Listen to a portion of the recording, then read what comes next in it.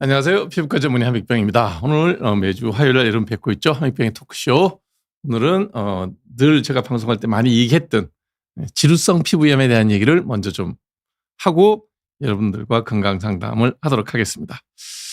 자, 지루성 피부염 그러면 여러분들 굉장히 흔히 듣는 병이다 라는 생각을 많이 하실 텐데, 그런데 보면 참 잘 못 고치고 고민을 하는 분들이 되게 많아요. 그래서 오늘은 그 지루성 피부염과 그와 연관된 질환들 어떻게 하면 잘 매니지할 수 있을까라는 얘기를 하도록 하겠습니다. 이 제목 참 잘 뽑았다. 스테로이드 끊으면 악화되는 지루성 피부염. 예, 스테로이드를 끊을 수 있는 방법을 말씀을 드릴게요.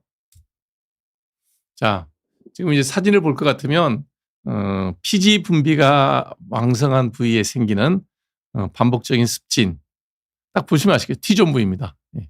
코를 중심으로 양쪽 볼, 그 다음에 인중, 그 다음에 턱, 이마 가운데에도 잘 생깁니다. 예.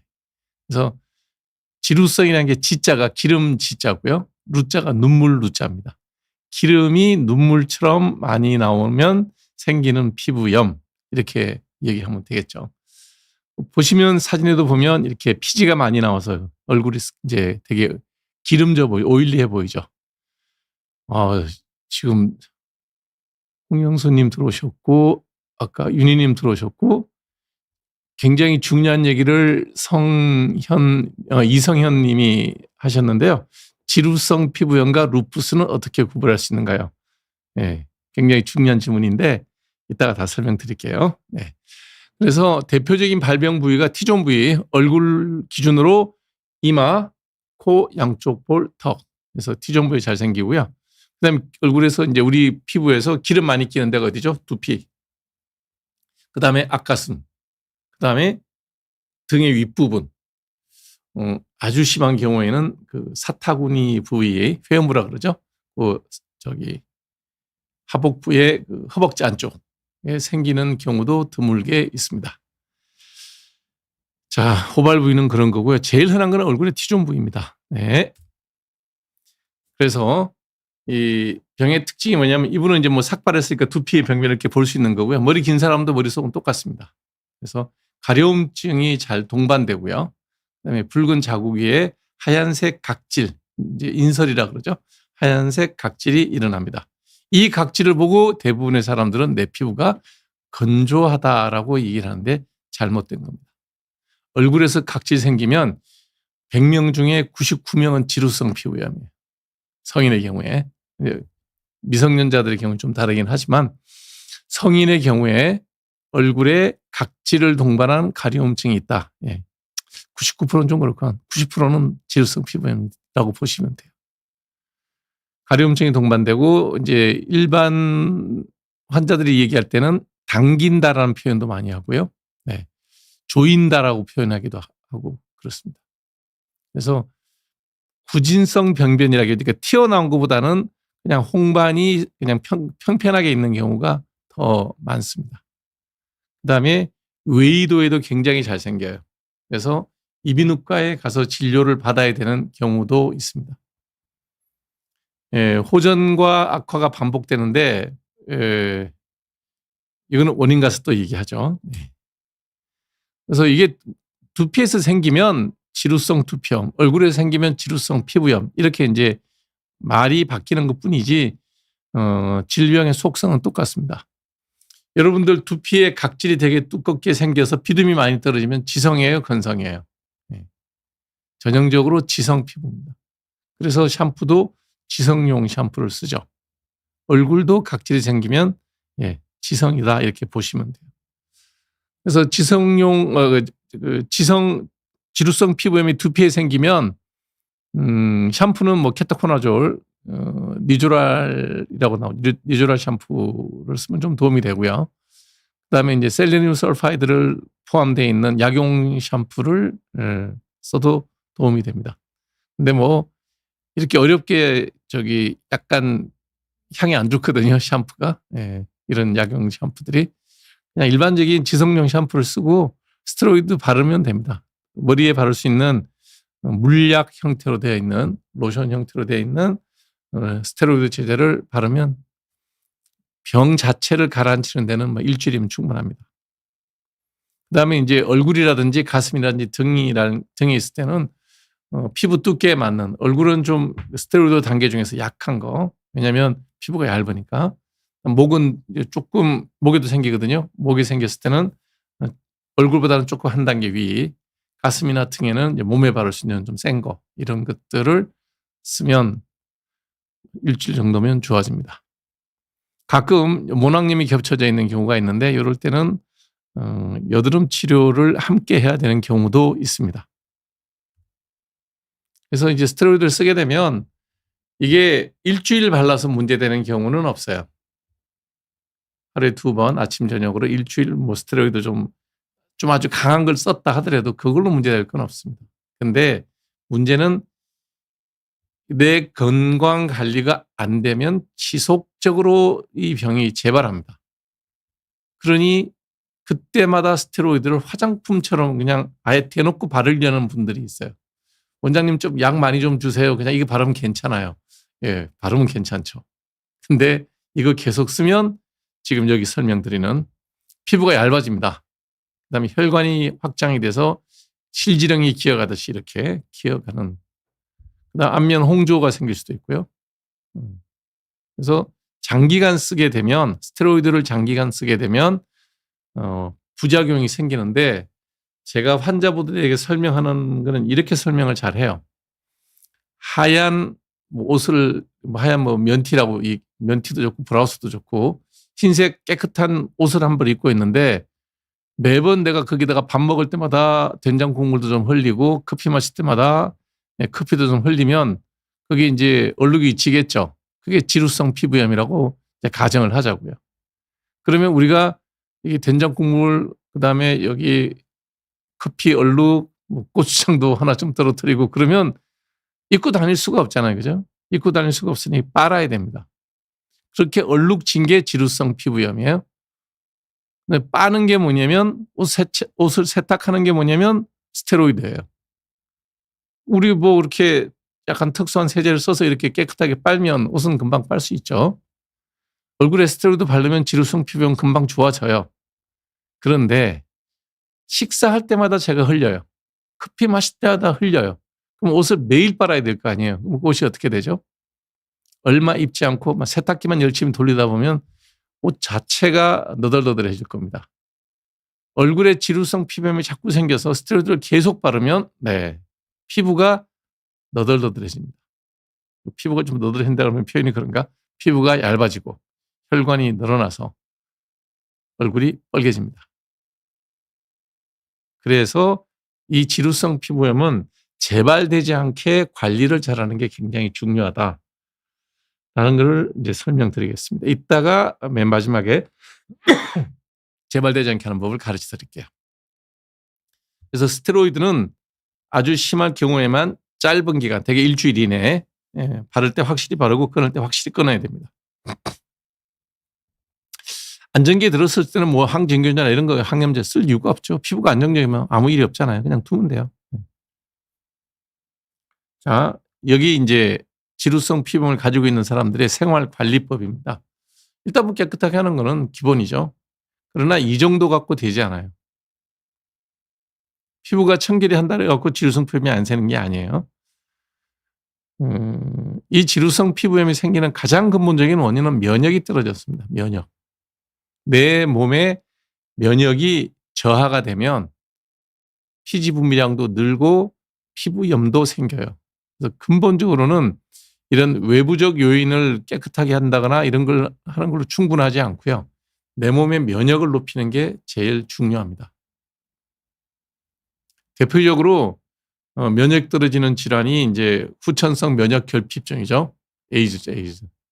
에이즈 환자들의 열의 9은 반복되는 지루성 피부염으로 피부과에서 진단을 해요. 우리나라는 뭐 에이즈가 거의 없기 때문에 제가 한국에서 주로 뭐 30년 이상 한국에 있었고 미국 가서 생활한 게 공부한 게 한 6개월쯤 되는데 미국에서는 2명인가 3명을 봤어요.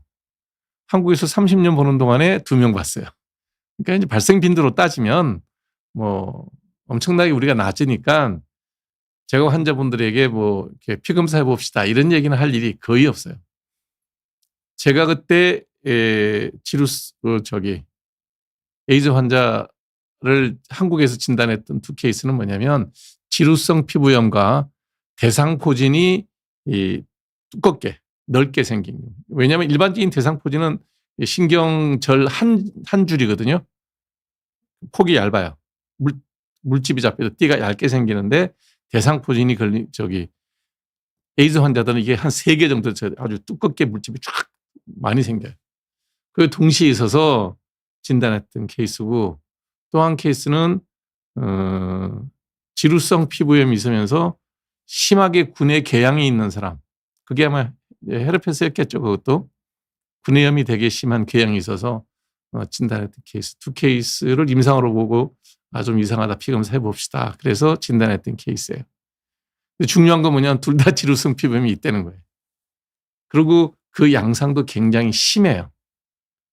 그 정도로 면역과 지루성 피부염은 연관이 깊다라고 설명드릴 수가 있습니다. 그래서 여러분이 자꾸 지루성 피부염이 재발되는 요인은 건강하지 않게 살아가는 삶으로 인해서 내 몸에 면역이 떨어지면 생겨요. 그래서 제가 맨날 피부 깨끗하려면 어떻게 해야 되냐 그러면 일찍 주무세요, 식사 잘하세요, 규칙적으로 생활하셔야 됩니다, 운동하세요, 뭐 이런 얘기하는 이유가 거기다 면역하고 연결되거든요. 그러면 좋아져요. 재발이 안 되죠.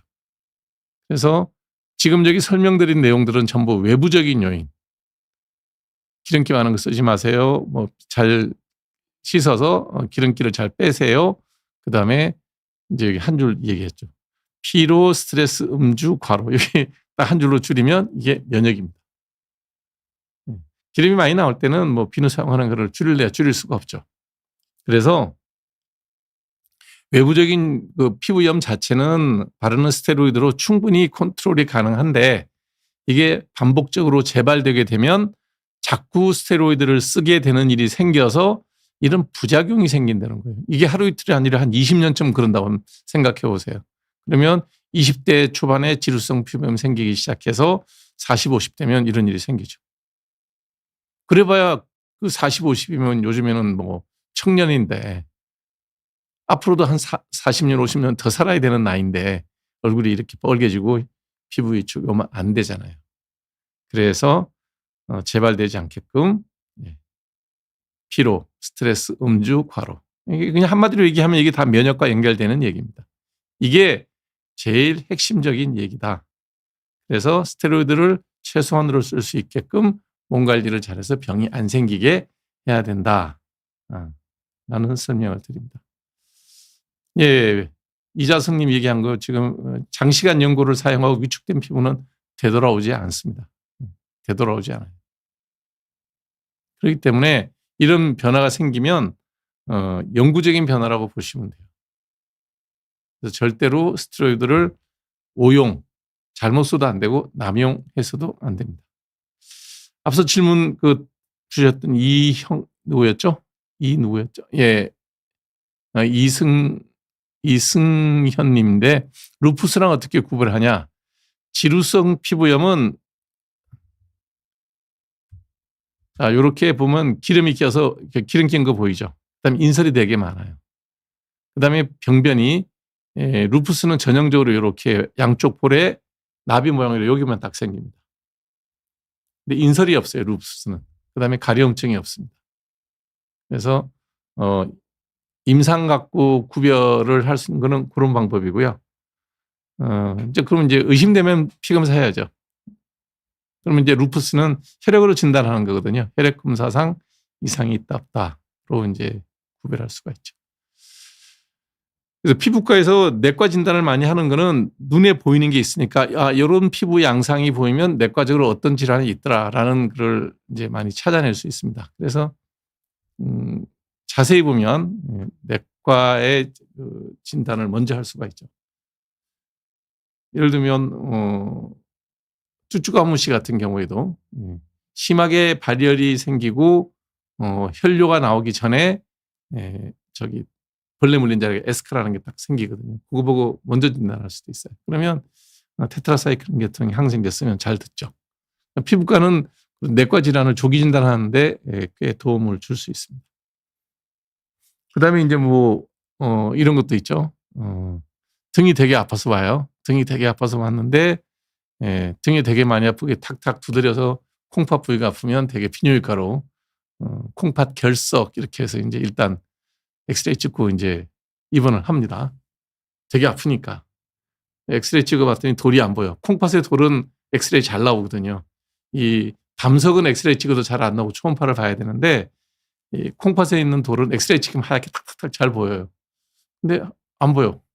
환자는 되게 아프다 그래요. 그럼 진통제 주면서 이상하다 그러고 피부과에 컨설팅님 우리가 딱 가서 보면 뭐가 있냐면 대상포진이 딱 그 자리 생기면 꼭 콩팥에 돌 낀 것처럼 그렇게 아파요. 그러면 이게 대상포진이야. 그러면 이제 우리가 환자 데리고 오죠. 주치의가 싹 바뀝니다. 일주일 그때는 이제 먹는 경구용 항바이러스가 없을 때 저희 레지던트 할 때는 그래서 이제 정맥으로만 조비락스를 쓸 수 있어가지고 일주일 입원시키고 조비락스를 썼죠. 여하튼 그런 그 피부과 속성이 있어요. 루푸스는 여자한테 잘 생기고요. 중년의 여성한테 잘 생기고 다른 그 전신 시스테믹한 증상도 많이 동반되기 때문에 진단할 수가 있죠. 자, 게시판 질문부터 먼저 볼게요. 참. 이런 지루성 피부염을 가진 사람들의 또 다른 문제가 뭐냐면 뭐 여기 환자 사진 한번 볼까요? 보시다 알겠지. 모공이 넓고 이미 여드름 잘 생겨요. 피지가 많기 때문에 여드름과 동반된 지루성 피부염이 엄청나게 많아요. 이제 요즘에 잘 몰랐는데 환자들 얘기 들어보니까 뭐라죠? 이게 전화로 이렇게 처방받는 게 있나 봐요. 원격 진료를 하는 게 있는 모양인데 여드름이 있어서 여드름약을 먹고 바르고 병원에 오는 거예요. 왔는데 뭐 얼굴이 엉망이 돼서 왔어요. 이제 본인이 이제 뭐 이런 비욘디 방송도 보고 제 방송도 많이 봐서 전화로 자기가 여드름이 많으니 지금 이소티논 얘기 나와서 생각나서 미리 말씀드릴게요. 아이소트레티논 먹고 크리오신을 원격으로 처방을 받아서 먹고 발랐는데 얼굴이 엉망이 됐다고 와요. 꽤 많아요. 근데 아니 그거를 전화로 상담하면 약을 줘요 그랬더니 약을 준대요. 이제 그래서 이것도 문제구나. 저는 뭐 원격 진료에 대해서 근본적으로 반대하거나 그러진 않아요. 환자가 편하면 어떤 제도를 시행하든지 상관이 없는데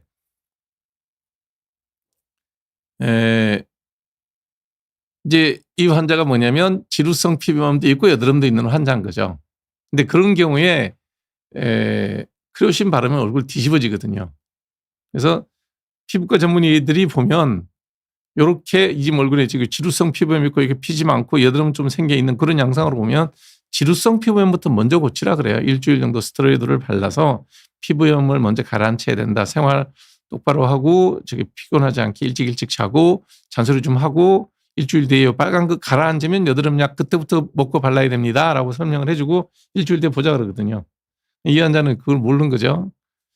그러니까 그 전화로 처방하는 의사도 의사 면허가 있을 사람이 있을 텐데 그렇죠? 저는 잘 모르겠는데 그런 경우로 보면 그거는 가서 피부과 전문의 직접 한번 만나보세요라고 얘기하는 게 맞지 않을까 싶어요. 그 환자는 이제 저한테 이제 진단을 받고 스테로이드 좀 쓰고 약 받은 거는 그다음 일주일 뒤부터 먹고 바르세요. 약 떨어지면 봅시다. 그러고 이제 보내긴 하죠. 그런 환자들이 하루에 한 4-5명씩 와요.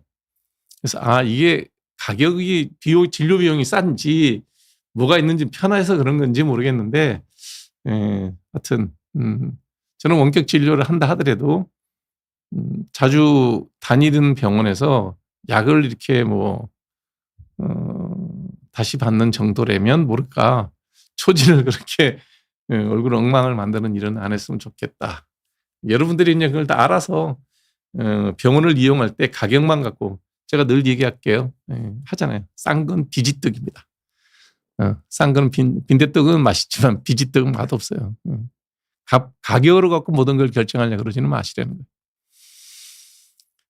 그래서 지루성 피부염과 여드름이 동반되는 경우라면 여드름 치료 먼저 하고 그다음에 지루성 피부염 먼저 치료하고 여드름 치료 들어가야 됩니다.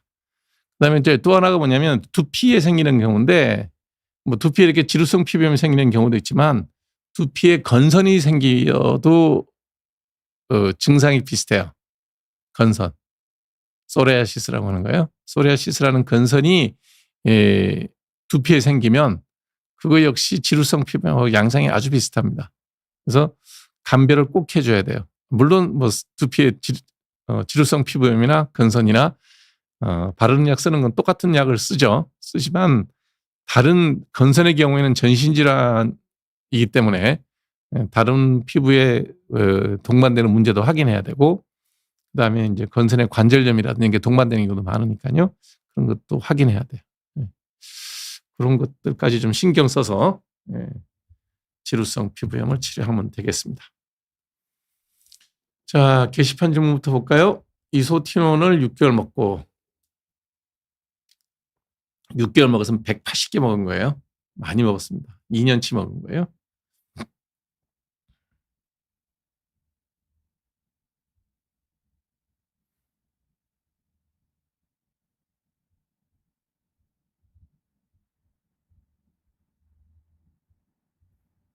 이제 이 질문의 내용이 이제 이소티논 먹으면 모든 여드름이 다 좋아지는 것처럼 얘기하는데 그건 잘못된 거고요. 약초 피를 받아서 장벽이 무너져서 여드름 나고 하는 경우는 없어요. 여드름은 유전적으로 납니다. 어른이 돼서 계속 나는 거는. 그래서 약을 먹고 이소티논은 최소량으로 먹고 바르는 약을 잘 발라야 돼요. 그래서 이분은 50점 정도만 한 거예요. 치료를. 치료를 제대로 하려고 그러면 먹고 발라야 되는데 먹는 것만 한 거죠. 그래서 지금이라도 다시 약 먹고 약 발라야 될 겁니다. 근데 이미 이소티논을 6개월 먹었으면 180개 먹었다는 얘기거든요. 그럼 이소티논은 앞으로 향후 1년간은 안 먹어야 됩니다. 다른 약, 미노신이나 이런 걸로 해야 되고 바르는 약 써야 됩니다. 피부과 전문의 찾아가서 직접 상담하고 약 써야 됩니다.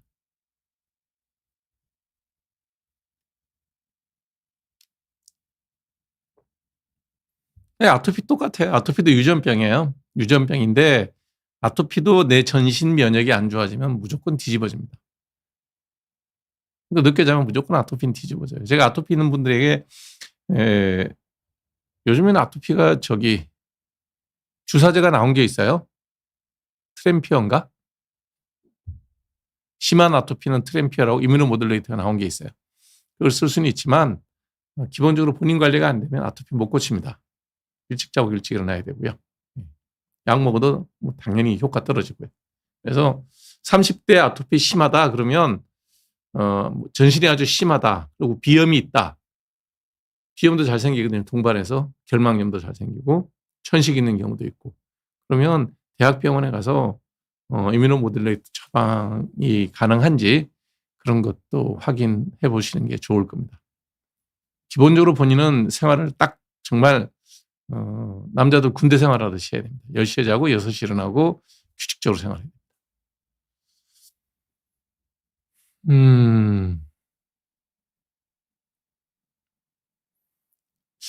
남성분이 요즘에 수염 제모를 많이 하려고 그러더라고요. 하는 거는 여러 번 해야 돼요, 이거는. 그다음에 남자들이 수염이 되게 많이 난 사람들은 레이저 제모를 아주 테크니컬하게 잘해야 돼요. 왜 그러냐면 이 모근이 굉장히 이렇게 수염이 간격이 좁잖아요. 그래서 레이저를 쏴서 모근을 폭파시키면 피부 밑에서 큰 물집이 잡혀요. 깊은 물집이 잡히면서 흉질 수 있어요. 그 약하게 여러 번 하는 겁니다. 하고 나면 이제 모공지가 빨개지고요. 한 일주일 정도 지나야 가라앉죠.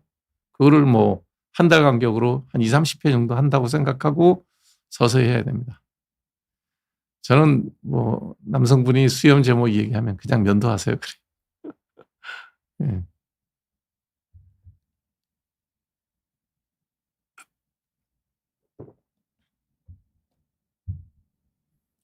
한 달 동안 그랬으면 일단 무조건 대상포진 아니에요. 네. 왼쪽 갈비 피부에 바늘이 찌르는 통증. 그럼 여기까지만 읽으면 이제 대상포진 생각해 봐야 되는데 겨드랑이 쪽으로 가더니 왼쪽 등 견갑골 아래 집중적으로 한 달 동안 이거는 피부병 아닙니다. 정형외과 가셔야 돼요. 정형외과를 먼저 가보세요. 네. 아니요, 지루성 피부염은 뭐 90% 이상 대칭입니다. 완벽한 대칭은 아니지만 네. 한쪽에만 생기는 지루성 피부염은 거의 없어요. 양쪽 종아리 앞부분에 처음부터 생길 때 하루 이틀 가렵지만 이거 전형적인 건성 피부염입니다. 이분은 아마 10월부터 이다음에 3월까지 이럴 거예요. 양쪽 종아리 앞부분. 네. 목욕하는 습관 바꾸셔야 될 거예요. 목욕하는 습관. 5분 이내 끝내세요. 손으로만 씻어요. 수포 없는 대상포진은 없고요. 뭐 어떤 형태로든지 피부의 발생 시간이나 차이는 있지만 되게 통증이 선행하는 경우는 꽤 있어요. 내려주세요. 내려주세요. 머릿속이 가려워서 빨개져서 에스파선 머릿속에는 에스파선 젤 발라도 되고요. 젤보다는 좀 더 센 거, 로션이 좀 더 세거든요. 세고 바르기도 쉬워요. 예, 에스파선 로션 쓰는 게 더 낫습니다. 자, 피부 질환은 유산균이 도움이 많이 될 거예요. 피부 질환은 약이 도움이 되고요. 유산균은 건강에 도움이 됩니다. 지루성 피부염에 이소티논 효과가 있나요? 지루성 피부염만 있으면 이소티논 쓰는 일은 없습니다. 여드름이 동반되면 당연히 쓸 수는 있지만 피지가 줄면 뭐 당연히 이제 도움은 되지만 지루성 피부염을 고치기 위해서 이소티논을 먹이는 일은 거의 없습니다. 여드름이 있는데 지루성 피부염이 있어서 여드름 약으로 이소티논을 썼더니 지루성 피부염도 좀 좋아지더라. 뭐 이런 정도면 되겠죠. 혈압하고 아토피하고는 아무 상관없습니다. 혈압하고는. 네. 얼굴에 좁쌀 같은 피부종 레이저로 없애면 되죠. 뭐.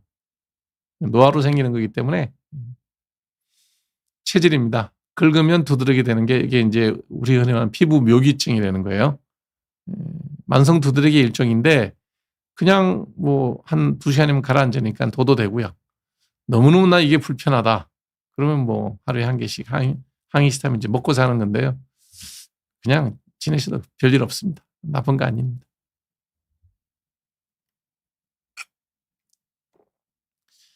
오일에 하나 먹으면 효과 없어요. 거의 먹어나면 안 합니다. 예. 그래서 대개 3일에 하나 정도 먹어서 한 서너 달 먹고 끊고 난 다음에 크레오신 바르는 게 나아요. 약으로 완치되는 게 아니고 그냥 계속 약 먹는 거예요. 계속. 불편하면. 네. 예, 생활 개선에는 완치 방법이 없습니다. 10시에 자고 8시간 자고 예, 규칙적으로 생활하는 거. 이게 예방법이고요. 병이 생기면 예, 스테로이드 일주일 바르는 겁니다.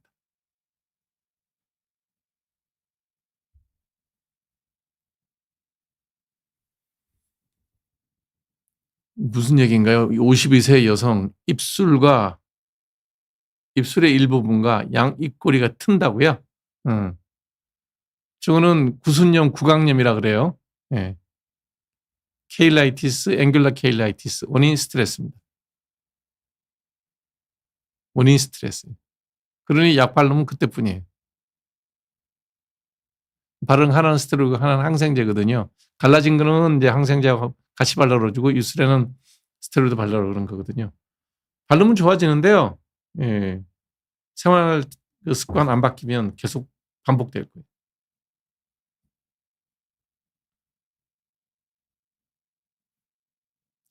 온몸에 피부가 오돌도돌하게 올라오고 진물이 발생하면 습진이 있는 건 맞아요. 근데 이 정도인데 지금 여기서 이렇게 문자로 질문하지 마시고 빨리 가까운 피부과 가십시오. 온몸이 그 정도면 심각합니다.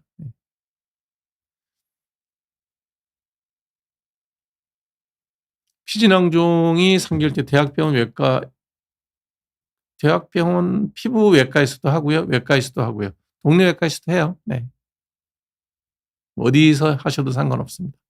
수술을 할 수 있는 데서 제거하는 것밖에는 없습니다. 이소티논이란 약은 아이소트리티노인은 피지가 굉장히 많이 나오는 여드름의 치료 목적으로 쓰는 거예요. 근데 그것 때문에 뭐 피부가 건조해질 정도로 약을 먹인다. 그거는 집에 빈대 있다고 초가상관 불 지르는 거죠. 얼굴에 여드름 고치려고 온몸에 습진 생기게 하는 건 곤란하죠. 그러니까 절대로 1년에 100개 이내.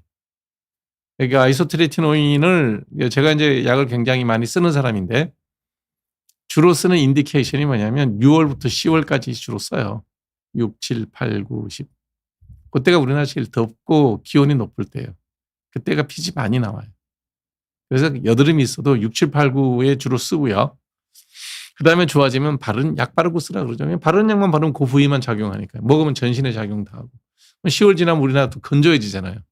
그때 만약에 이소틴을 많이 먹고 있으면 어떻게 되겠어요? 온몸에 건성 피부염 생기죠. 그러니까 약이라는 게 이렇게 생각하시면 돼요. 저도 아토피 환자한테 사이클로스포린이 효과가 좋다라는 걸 알아요. 그리고 그 약을 잠시 쓰는 거를 본 적도 있어요. 레지던트 할 때. 근데 이걸 제가 환자한테 내 책임하에 그 약을 주고 임상 결과를 본 게 없어요. 근데 제 친구는 이 약을 아주 잘 써요. 레지던트 때부터 이 약을 자기는 많이 썼던 거예요. 그리고 환자에 대해서 아주 사이클로스포린 같은 아토피 환자를 잘 조절을 해요. 사이클로스포린이 스테로이드보다 훨씬 한 단계 위의 면역 억제제인데 그 약을 그렇게 써도 돼? 뭐 콩팥에 독성도 있고 그렇다는데 잘 쓰면 된다는 거예요. 자, 이제 여기서 제가 여러분들한테 말씀을 드리는 거 아까 이제 그 지루성 피부염도 있고 여드름도 있는 사람이 예, 뭐야 화상인지 뭔지 인터넷으로 처방받아가지고 얼굴 뒤집어진 사람 하루에 내가 너댓 명씩 본다 그랬는데 그런 거나 다 똑같은 거예요. 자, 우리가 배추 있고 소금 있고 뭐 마늘, 고추 그다음에 뭐 젓갈 뭐 이런 게 두루두루 다 있으면 여러분 김장 담으라 그러면 김장 맛있을까요? 그게 조리하는 순서가 있고 그다음에 양념의 비율이 있고 뭐 다 그런 게 있잖아요. 그죠? 그래서 어머니나 집사람이 경험이 많으니까 야, 좀 이거 어떻게 해? 그러면 가서 해줄 수는 있지만 이 비율이 어떤지 어떻게 해야지 김장이 맛있게 되는지 우리 모른단 말이에요. 약 쓰는 게 똑같아요. 요리하는 거랑. 재료 늘어 놓는다고 해서 그 재료 갖고 그냥 이렇게 갈아 집어넣으면 요리가 되는 게 아니잖아요. 그러니 그 무리한 무지한 처방은 안 받는 게 좋다는 거예요. 조심스럽게 써야 됩니다. 예전에 무슨 표 이런 게 있었는데 약 좋다고 남용 말고 약 모르고 오용 말자 뭐 이런 표도 있었어요. 그래서 모든 약은 그 약의 약을 처방하고 그 약의 결과를 환자를 통해서 보고 경험이 있는 사람이 조심스럽게 쓰는 게 약이지 여드름 이소티논, 뭐 지루성 피부염 스테로이드 이게 아니라는 거예요. 그것도 잘 써야 된다는 거죠. 음. 예, 먹으면 돼요. 예. 네, 다 효과 있어요. 근데 이제 그 액티피드 같은 거는 되게 졸려요, 저거. 액티피드에 들어가 있는 항히스타민제는 점막을 마르게 하는 효과가 더 강해요. 그래서 비염용으로 쓰고 코감기용으로도 쓰고 하는 게 그래서 그래요. 당연히 뭐 가려움증에도 효과 있습니다.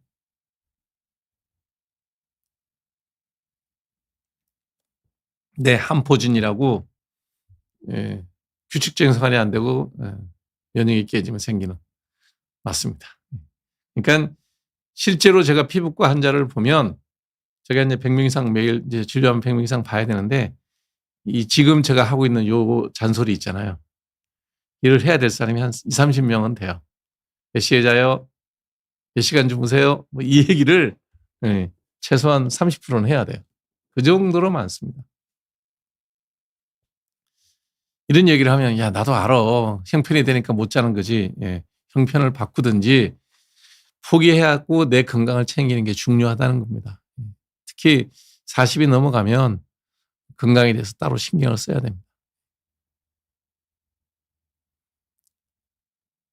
얼굴에 열감, 피부 당기고 급주름이요. 지루성 피부염이에요. 갱년기하고 아무 상관없습니다. 저기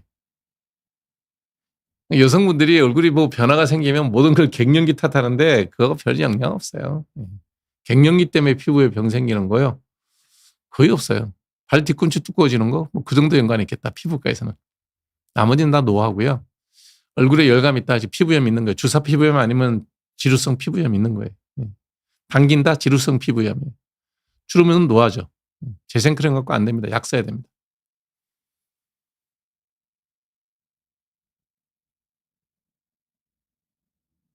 그 발라도 별 도움 안 됩니다.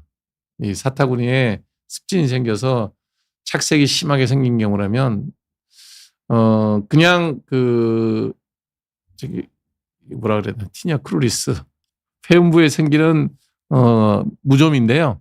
그 무좀 때문에 금괴 변한 거는 무좀이 재발하지 않으면 좋아져요. 근데 지금도 금따 혹시 본인이 체중이 지나치게 많이 나가는 비만은 아닌지 확인해 보세요. 비만이 심하게 되면 겨드랑이하고 목하고 이 사타구니가 금괴 변할 수도 있어요. 하이드로키논 갖고 효과 없습니다. 살쪄서 그런 거면 살 빼는 방법밖에 없고요.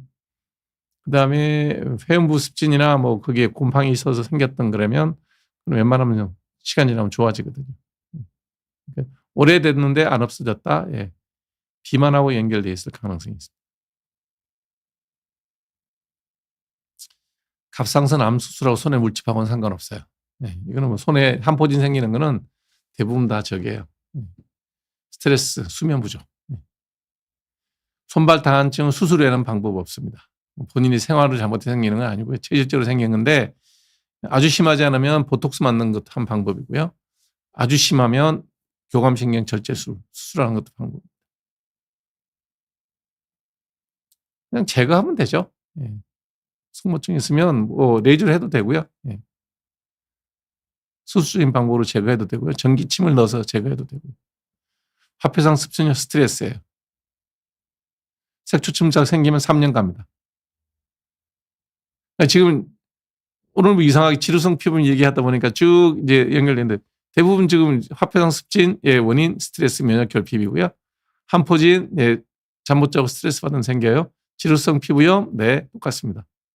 아토피 피부염 악화시키는 요인 네 스트레스입니다. 이게 현대병이라는 얘기가 그래서 그런 거예요. 지금 우리의 삶의 모습이 제가 이제 65이니까 1961년에 세상에 나와서 지금까지 사는데 물론 뭐 저는 개인적으로 경제적인 부를 좀 더 많이 모으긴 했지만 평균적인 삶의 수준, 경제력이라든지 삶의 수준은 굉장히 올라와 있죠. 우리나라가. 근데 이런 정신적인 스트레스 때문에 생기는 병은 점점 더 늘어요. 그러니까 무슨 얘기냐면 훨씬 더 마음이 힘들다는 거죠. 몸이 힘든 것보다. 그래서 마음을 다스리는 법에 대해서 각자가 방식대로 좀 신경을 써야 되겠다. 오늘 동아일보인가요? 동아일보였던 것 같은데 예. 친구가 없는 사람들이 있더라고요. 전부 그냥 뭐 SNS는 해도 만나는 친구가 없다. 뭐 이런 특집으로 한 몇몇 기사를 봤는데 아 정말 문제가 심각하구나 하는 생각이 들어요.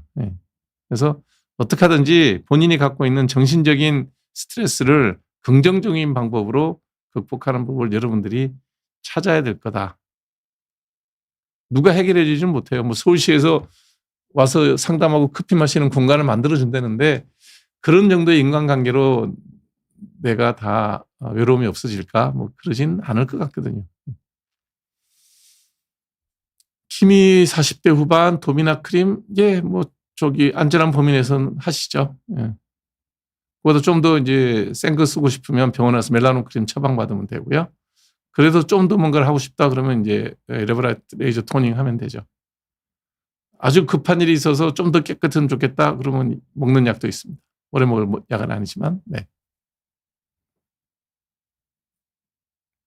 0.1%면 되게 높은데 따가울 텐데요.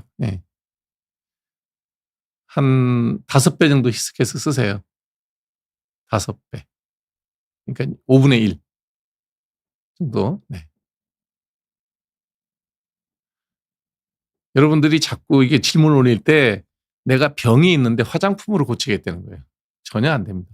병은 약으로 고치는 거고요. 화장품은 그냥 화장품이에요. 보습제 바른다고 화폐상 습진이 안 좋아진다고요. 질병이 생겼을 때는 약으로 고치는 겁니다.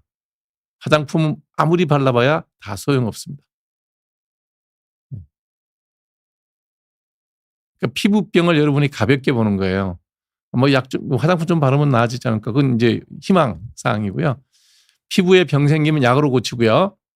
얼굴이 깨끗해지면 보습제 같은 거 바르서 잘 유지하시면 됩니다. 두피는 샴푸 쓰세요. 두피는 당연히 샴푸를 써야죠. 매일 바르냐고요? 잘 안 발라요. 외부 나갈 때 바르죠. 등산 가기나 뭐 골프 칠 때 바르긴 하는데 일상생활은 잘 안 발라요. 요즘에 지금 제가 쓰는 거 있어요. 내 개인 유튜브에서는 소개를 하는데 지금도 그거는 발랐어요. 자외선 차단제가 아니라 로션처럼 발라요. 근데 자외선 차단제 성분이 들어있대요. 그래서 그거는 뭐 그냥 바르는 거죠. 지루성 두피염에 지르텍 먹으면 효과가 있냐? 가렵지만 않을 뿐이에요. 가렵지만. 무슨 뜻이냐면 지루성 피부염의 병변을 고치려면 스테로이드가 꼭 필요해요. 그럼 항히스타민제를 왜 주냐? 가려워서 긁으면 병이 잘 안 나니까. 그래서 가렵지 않으라고 먹는 거지 항히스타민제를 먹는다고 해서 지루성 피부염 병변 자체가 그렇게 쉽게 좋아지지 않아요. 스테로이드를 꼭 쓰는 게 필요합니다. 일주일 정도는 써야 됩니다. 홍조가 수시로 일어난다고 환자분들이 많이 오는데 그 많은 본인이 홍자라고 찾아오는 100명의 여성이 있는데요. 99명은 다 주사성 여드름입니다. 저는 순수한 홍조만 있는 환자를 본 거는 오래됐어요. 근데 본인들은 다 하나같이 홍조라 그러고 와요. 그래서 이현정 님도 제가 볼 때는 홍조라기보다는 아마 주사성 여드름, 주사 피부염일 가능성이 많습니다. 약 먹고 약 바르면 됩니다. 근데 정말 순수하게 안면에 홍조가 있다. 아직은 답 없습니다. 예전에 미르바소라는 약이 나와서 좀 썼는데 바르는 약 효과는 좋은데 리바운드가 너무 심해요. 그래서 안 씁니다. 스티바 대신에 디페린 씁니다. 디페린. 네. 왜 이 의료 채널에 정치 얘기를 왜 물으시나요? 개인적인 생각이요. 다 쓸데없는 짓이라고 생각합니다. 지금 뭐 우리나라에 내란 전담 재판부가 없어서 처벌이 안 되는 것도 아니고요. 저게 지금 우리가 뉴스의 헤드라인으로 나와야 되는 상황이 한 4월 이재명 정부가 출범한 게 4월이니까 한 8개월 됐나요? 8달 동안 저런 짓 하고 있으니까 환율이 이렇게 뛰는 겁니다. 무슨 얘기냐면 현재 우리나라 사법부가 온전하게 돌아가고 있잖아요. 근데 무슨 내란 전담 재판부를 만들고 저걸 국회에서 떠들고 있는데 그걸 갖고 박수를 치고 그러면 되네 안 되네 갖고 24시간 필리버스터 하고 있고 환율은 1,500원을 향해서 달려가고 있습니다. 그러면 또 이재명 정부가 잘못해서 환율이 다 올랐다. 물론 잘못한 게 있죠. 근데 그전에 경제 문제라는 게 어느 대통령이 몇 달 경제 잘 운용 못해서 이렇게 환율이 오르고 그러지는 않습니다. 환율이 오르는 이유는 2022년부터 문제가 됐던 게 있죠. 또 따지고 들면 문재인 정부 때부터 돈 무지개 풀었습니다. 그러니까 이제 똑똑한 국민들은 이렇게 돈 많이 찍어내면 이게 우리나라 원화가 종이 쪼가리 되는 것 같으니까 달러 사서 투자하겠죠. 그걸 뭐라 그러겠습니까? 거기다가 이제 트럼프 같은 사람 와서 또 200억 불씩 1년에 200억 불씩 10년을 또 갖다 내놓으라 그러니 돈 부족하겠죠. 이제 이런 거에 대한 대비를 잘 했어야 되는데 그런 건 안 하고 맨날 내란 전담 재판부를 만들고 거기 신문에 헤드라인으로 나오고 국회의원 300명이 다 거기만 쳐다보고 있으면 손은 누가 키워요. 그런 짓 하지 말라고요. 좀 그냥 잘 편안하게 국민들이 먹고 살 수 있도록 하는데 신경을 더 써야 돼. 사실은 근데 그거는 입에 밥이 수월하게 들어오면 사람들은 잘 모르죠. 자식들이 그렇잖아요. 집에 밥 들어오면 아버지 엄마 얼마나 고생하는지 모르는 거하고 똑같습니다. 사람은 다 그런 것 같아요. 뭐 어쩌겠습니까? 일 터지면 겪어야죠. 내란전단 재판부 만들면 그러면 자기들이 들어가서 재판할 건가요? 누가 해도 판사가 할 텐데 자기 입맛에 맞는 판사들이 있다고요? 글쎄요, 꼭 그럴까요? 저는 그렇게 믿지 않습니다. 이중턱에 좋은 시술은 성형외과 가야죠. 수술해야 됩니다. 없애려면. 스마일 라식이요? 뭔지 잘 모르겠습니다. 라식 수술은 그냥 하면 되죠. 원하시면. 저는 왜 안 하냐고요? 90까지 사는데 깎고 난 다음에 어떤 일이 벌어질지 몰라서 그래요. 라식이 한 30년 전부터 되게 이제 우리나라에서 많이 파퓰러해졌죠. 한 25년 됐나? 30년 좀 됐어요. 한 세대 지나가면 한 60년쯤 지나면 아시게 이제 좋은 점, 나쁜 점, 노화가 됐을 때 어떤 변화가 있을지 이런 것들 다 통계가 나오겠죠. 그때 되면 보편화되든지 시장이 죽든지 그렇게 되겠죠. 필요하다고 생각하면 본인이 하시면 돼요.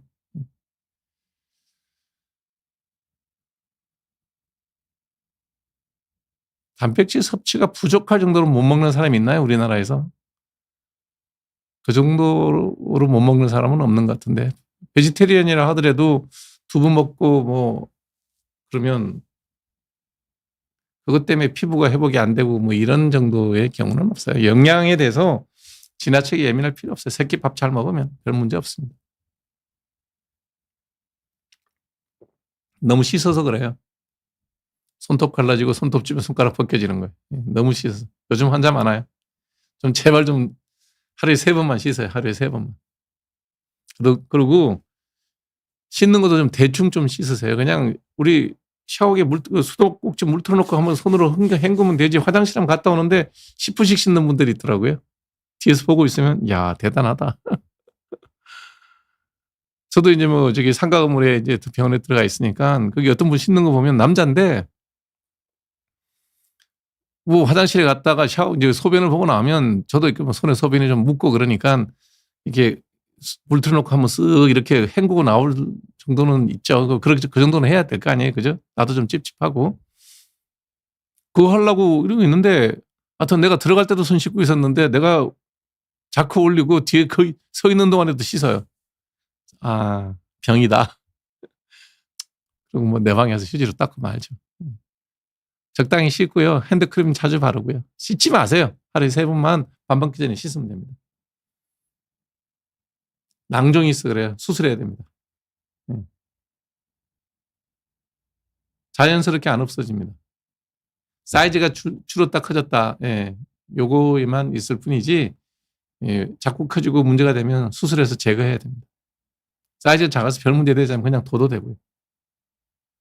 각질이 너무 떨어진다고 때밀어서 그래요. 너무 밀면 각질이 많아집니다. 거꾸로. 한 달을 그냥 손으로만 씻어보세요. 그럼 좋아집니다. 서울시장이요? 연인이 가능할까? 뭐 선거라는 거는 하나님도 모르는 게 몇 가지 있죠. 환율, 그 다음에 주가, 그 다음에 선거 결과. 해봐야 알겠죠. 저는 개인적으로 성동구청장 하셨던 분에 대해서 굉장히 호의적으로 봅니다. 항히스타민제 먹어서 가려움, 예. 약을 더 드세요, 그러면. 가려워서 못 견디겠으면. 네. 저요? 민낯입니다. 뭐 바르는 거 되게 싫어합니다. 그래서 바르는 게 싫으니까 손상을 안 주는 거죠. 제가 목욕하는 거 보면 와이프가 뭐라 그러더라고요. 그래갖고 고양이 세수하듯이 목욕한다 그러는데 저는 그렇게 하고 나와요. 예. 두피는 샴푸 쓰세요. 모발 보호를 위해서. 나머지 비누 쓰시고.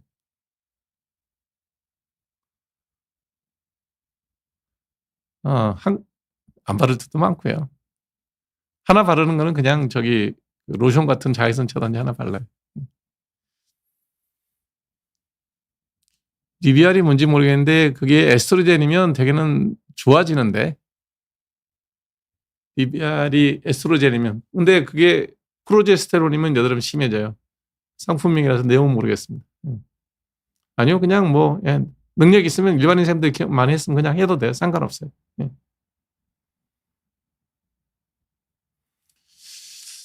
하나같이 계속 있습니다. 해치 수단으로 어떤 걸 하고 있나요? 저는 해치하는 거 없고요. 저는 온리 국내용입니다.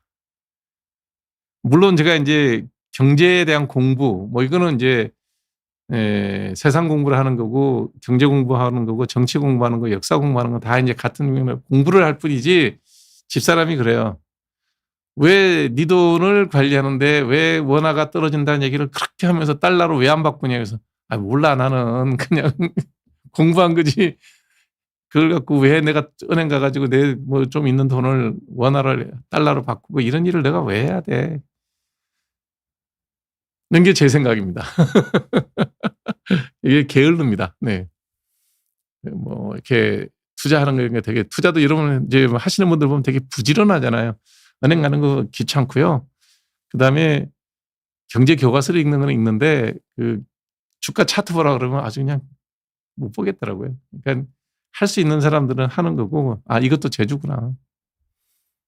해지 수단 전혀 없이 그냥 열심히 저축해 놓은 거고 뭐 외국 나가서 쓸 돈 없고 어차피 뭐 외국 뭐 1년이 뭐야 10년에 한두 번 나가는 외국인데 달러 쓸 일 없고 여기서 밥 먹고 사는데 물가 좀 오르면 덜 먹지 뭐 이런 정도로 살아요. 그러니까 이제 그거는 아마 내가 좀 축적된 자산이 있으니까 그럴 수도 있긴 하겠지만 그러지 않았을 때도 별로 그냥 열심히 일하자가 제 생각입니다.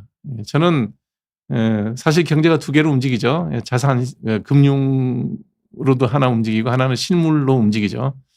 근데 언제부턴가 이제 워낙 그 양적 완화가 많고 미국이 돈 찍어내고 전 세계가 지금 빚덩어리잖아요. 전 세계 정부가 다 빚덩어리입니다. 그러니 이제 힘센 돈 가진 놈은 좀 큰 소리 치고 약한 돈 가지고 화폐를 가지고 있는 나라는 좀 힘들어하고 하지만 다 빚덩어리예요. 다. 빚 없는 나라가 없어요. 중국도 저거 막 빚투성입니다. 그리고 공개되지 않은 빚투성이에요. 은행은 어디서 뭐 터질지 모르겠지만 실물 경제가 자산 그러니까 꼬리가 머리를 흔드는 거죠. 웩도독이 되는 거죠. 개꼬리가 개를 움직이는 이런 게 지금 현재 자본시장입니다. 근데 어떡합니까? 자본주의 사는데. 그래서 여러분들이 각자 갖고 있는 해지를 하고자 하는 해지를 같은 나눠서 하시라는 얘기는 저는 늘 해요.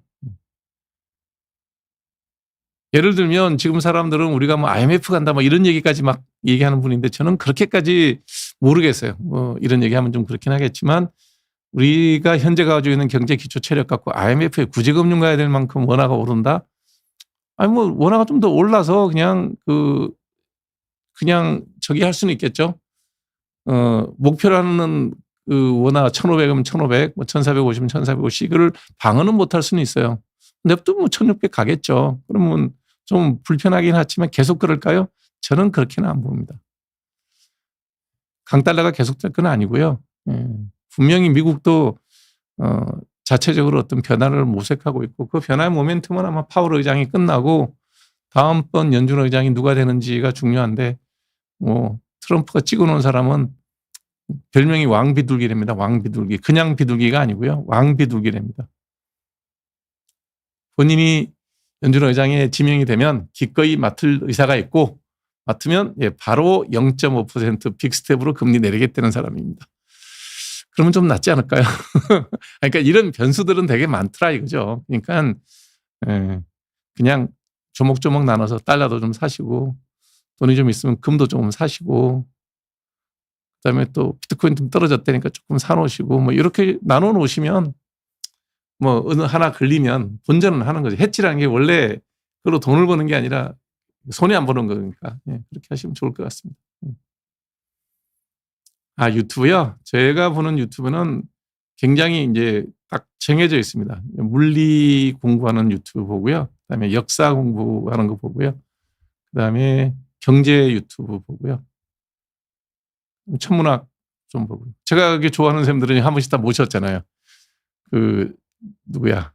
우주먼지 지웅배 박사님은 저랑 방송할 때는 연대 포닥으로 연구원으로 있다가 지금 세종대 자유교황학부 천문학과 교수로 가셨고 임용환 선생님은 열심히 책 쓰고 계시고 방송 또 새로 하나 여셨고 지금 지구영웅대인가요?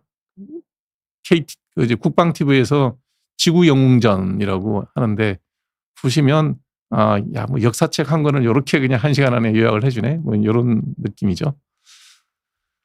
그다음에 수학은 이상엽 쌤이 수학하는 것도 재밌고요. 그렇게 봅니다. 그러니까 자극적인 기사는 저는 거의 보지 않아요. 박종훈 기자가 하는 경제 유튜브는 거의 보고요. 왜냐하면 박종훈 기자가 뭐라 불래? 박종훈 박사님이라 그래야 되나 기자님이라는데 제 유튜브에 댓글 단 거는 옛날에 공부하고 공부 안 한다 그러는데 제가 그분 방송하는 거 보면 되게 좋은 것 같아요. 그렇게 골라서 보면 나쁜 방송은 안 보죠. 일단 뭐 딱 뭐라 그러죠. 썸네일 딱 올라온 거 보면 볼 필요 없다는 게 딱 있죠. IMF 나오면 볼 거 없습니다. 어떻게 우리나라가 IMF 지금 상황에서 간다고 얘기를 해요. 설사 그런 일이 있을 것 같으면 조용히 조심조심 해야죠. 그건 다 정치적으로 경제를 보는 거죠. 지금 현재 환율의 문제 윤석열 대통령 책임도 되게 크고요. 한은의 이창용 총재의 책임도 굉장히 큽니다. 이걸 하나 갖고 이재명 정부가 잘못해서 다 그렇다. 물론 이재명 정부가 출범하자마자 15만 원씩 돈 뿌리고 하는 것도 그것도 하지 말라고 제가 여러 번 얘기했어요. 그런 짓 하면 아파트가 오르고 환율도 오른다고.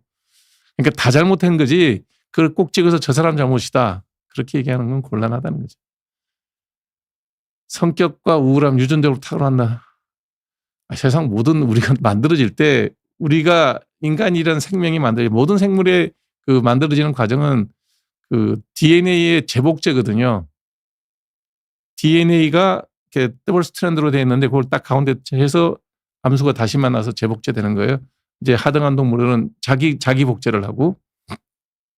그러니 붕어빵에다가 밀가루 부어서 이렇게 빵 찍어내면 붕어가 나오지 잉어는 안 나온다는 거예요. 그렇잖아요? 그러니까 지금 틀이 붕어인데 거기다 밀가루 부어서 찍어내면 붕어빵이 나오지 잉어빵이 안 나온다고요. 그러니 그런 문제를 갖고 어떻게 하면 좋으냐. 이게 이제 저는 지금도 인간의 자유의지를 믿는 사람이에요. 인간이 그 같은 영장류 내에서도 인간만이 가질 수 있는 자유의지. 리차드 도킨스는 그나마도 자유의지 웃긴 소리 하지 마 다 유전자가 시키는 거야 이렇게 얘기를 하는데 저는 그래도 인간이 가질 수 있는 자유의지를 믿고 싶은 사람이고 저 스스로도 그렇게 살아가 보려고 애를 쓰고 있는 사람이에요. 그래서 정신적으로 우울한 사람도 있고 또 유쾌한 사람도 있고 다 다르잖아요. 스펙트럼이. 타고나요. 근데 내가 우울한 생각을 갖고 우울한 감정으로 철학을 하고 뭐 창작을 하고 그러면 그는 우울함을 잘 극복하는 거죠. 그쪽으로. 유쾌한 사람은 영업을 잘하고 대외 활동을 많이 하고 정치를 하고 그러면 그것도 또 자기 활동을 잘 하는 거죠. 근데 우울한 사람이 난 영업해서 성공할 거야. 그러면 이제 힘든 거죠. 우울한 사람한테 그 사람이 영업하러 와 세일즈를 하러 왔을 때 물건 살 사람 누가 있어요. 그러니까 노력으로 바꾸려는 게 아니라 내가 어떠한 본성을 갖고 있는지를 파악하고 그 본성에 맞는 일을 찾아가면 내 삶 하나를 영위하는 데는 그리 어렵지 않을 거다. 저는 그렇게 봐요. 그러려면 결국은 그게 노력이죠. 그렇다고 해서 계속 우울하면 안 되잖아요. 이번에 비극적이었던 게 그 폴투칼의 두 명의 물리학도가 자국에서 대학을 같이 다녔더라고요. 이름은 폴투칼 발음해서 이름은 다 요즘 근데 두 사람의 40대 물리학도가 그 고등학교 때는 전 세계 물리 아카데미에서 뭐 상도 받았던 한 사람이 그 동료를 총으로 저격하고 자기도 자살했잖아요. 그런 경우를 보면 고등학교 때 전 세계 물리 경시대에 나와서 입상도 하고 포르투갈에서 제일 좋은 대학을 나온 다음에 이 친구는 브라운대를 유학했게 이제 저격한 가해자는 브라운대 석박사로 왔고 피습으로 돌아가신 그 피해자는 영국의 옥스포드인가 캠브리지인가를 나와서 미국의 지금 MIT의 정교수로 있어요. 근데 브라운대를 가서 이 사람이 적응을 잘 못했는지 어찌됐든 중퇴하고 뭐 뭘 했는지 모르다가 하여튼 브라운 대학 가서 9명한테 학생들한테 그냥 총기 난사하고 아파트를 가서 그 친구를 죽이고 자기는 자살했단 말이죠. 뭐라 그래야 되나? 똑똑한 사람들인데 미국에서는 그게 크게 뉴스에 나왔나 봐요. 우리나라 신문에도 이렇게 외신에서 크게 나서 왜 이러지? 뭐 이렇게 제가 봤던 기사를 다 읽어봤는데 뭐 우울증도 있었을 테고 성격적인 결함도 있었을 테고 브라운 대학을 다닐 때도 여러 가지 문제를 많이 일으켰다는 걸로 봐서는 이제 그런 거죠. 아마 저기가 이제 학문적으로 업적을 내지 못하고 자기보다 공부를 못했던 친구가 MIT에 뭐 연구소장도 하고 잘 나가는 걸 보고 질투했을 수도 있고 긍정적이지 못한 방향으로 자기 성격이 드러난 거라고 봐야 되겠죠. 예. 그래서 그거는 뭐 저는 교육이고 노력이라고 봅니다. 많은 책을 읽고 운동하고 또 여러 사람들을 만나서 이야기도 듣고 그렇게 이제 사람 사는 얘기잖아요. 돈도 벌고 그런 과정 중에서 이제 다듬어지고 발전하지 않을까라는 생각이 듭니다. 종로 세운상가 종묘에 관해서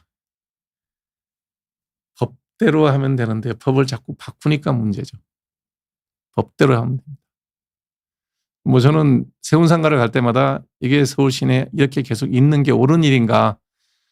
어찌됐든 종로가 우리의 전통 유기전이 있던 상권이거든요. 명동은 일본 사람들이 이제 우리나라 식민지배 할 때 만들었던 자기 상권이고, 근데 지금 명동하고 종로를 비교해 보면 말도 안 되잖아요.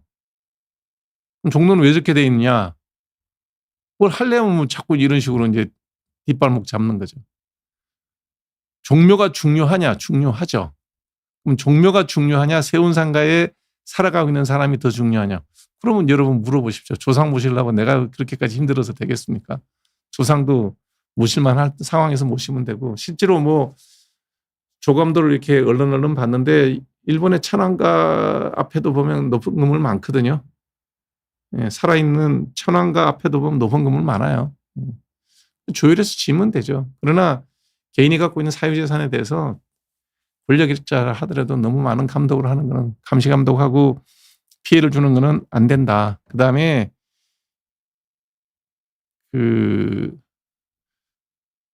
하여튼 우리나라가 가지고 있는 사유재산에 대한 정부의 지나친 규제는 저는 반대합니다. 겨울이면 귀에 피부가 거칠어지고 따가워서 동창이요?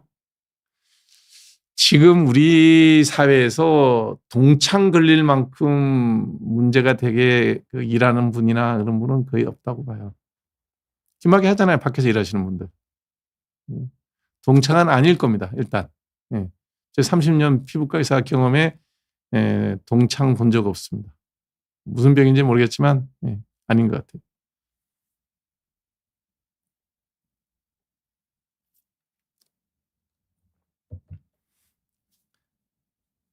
(3시간) 쪽 잡는 아이돌 여러분 직접 보셨어요?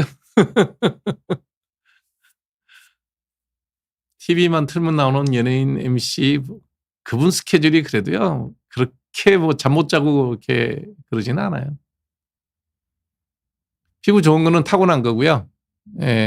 되게 뭐 분장으로 많이 가리고 조명으로 많이 가리죠. 네. 어지간하면 뭐 저 같은 사람도 제가 일요일 날 뭐 좀 중요한 약속이 있어 늦게까지 일을 하고 뭐 이렇게 술 한잔 하니까 목은 잠겨도요 얼굴은 안 가요. 약한 데가 있죠. 저는 되게 목소리가 약해요.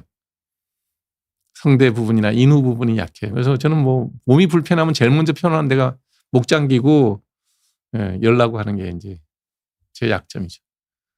피부가 약점인 사람 피부가 나오는 거죠. 사람마다 다 다르죠. 유산소 운동 1시간 30분이요? 아유, 더 하셔도 돼요. 피부 걱정하실 거 없습니다.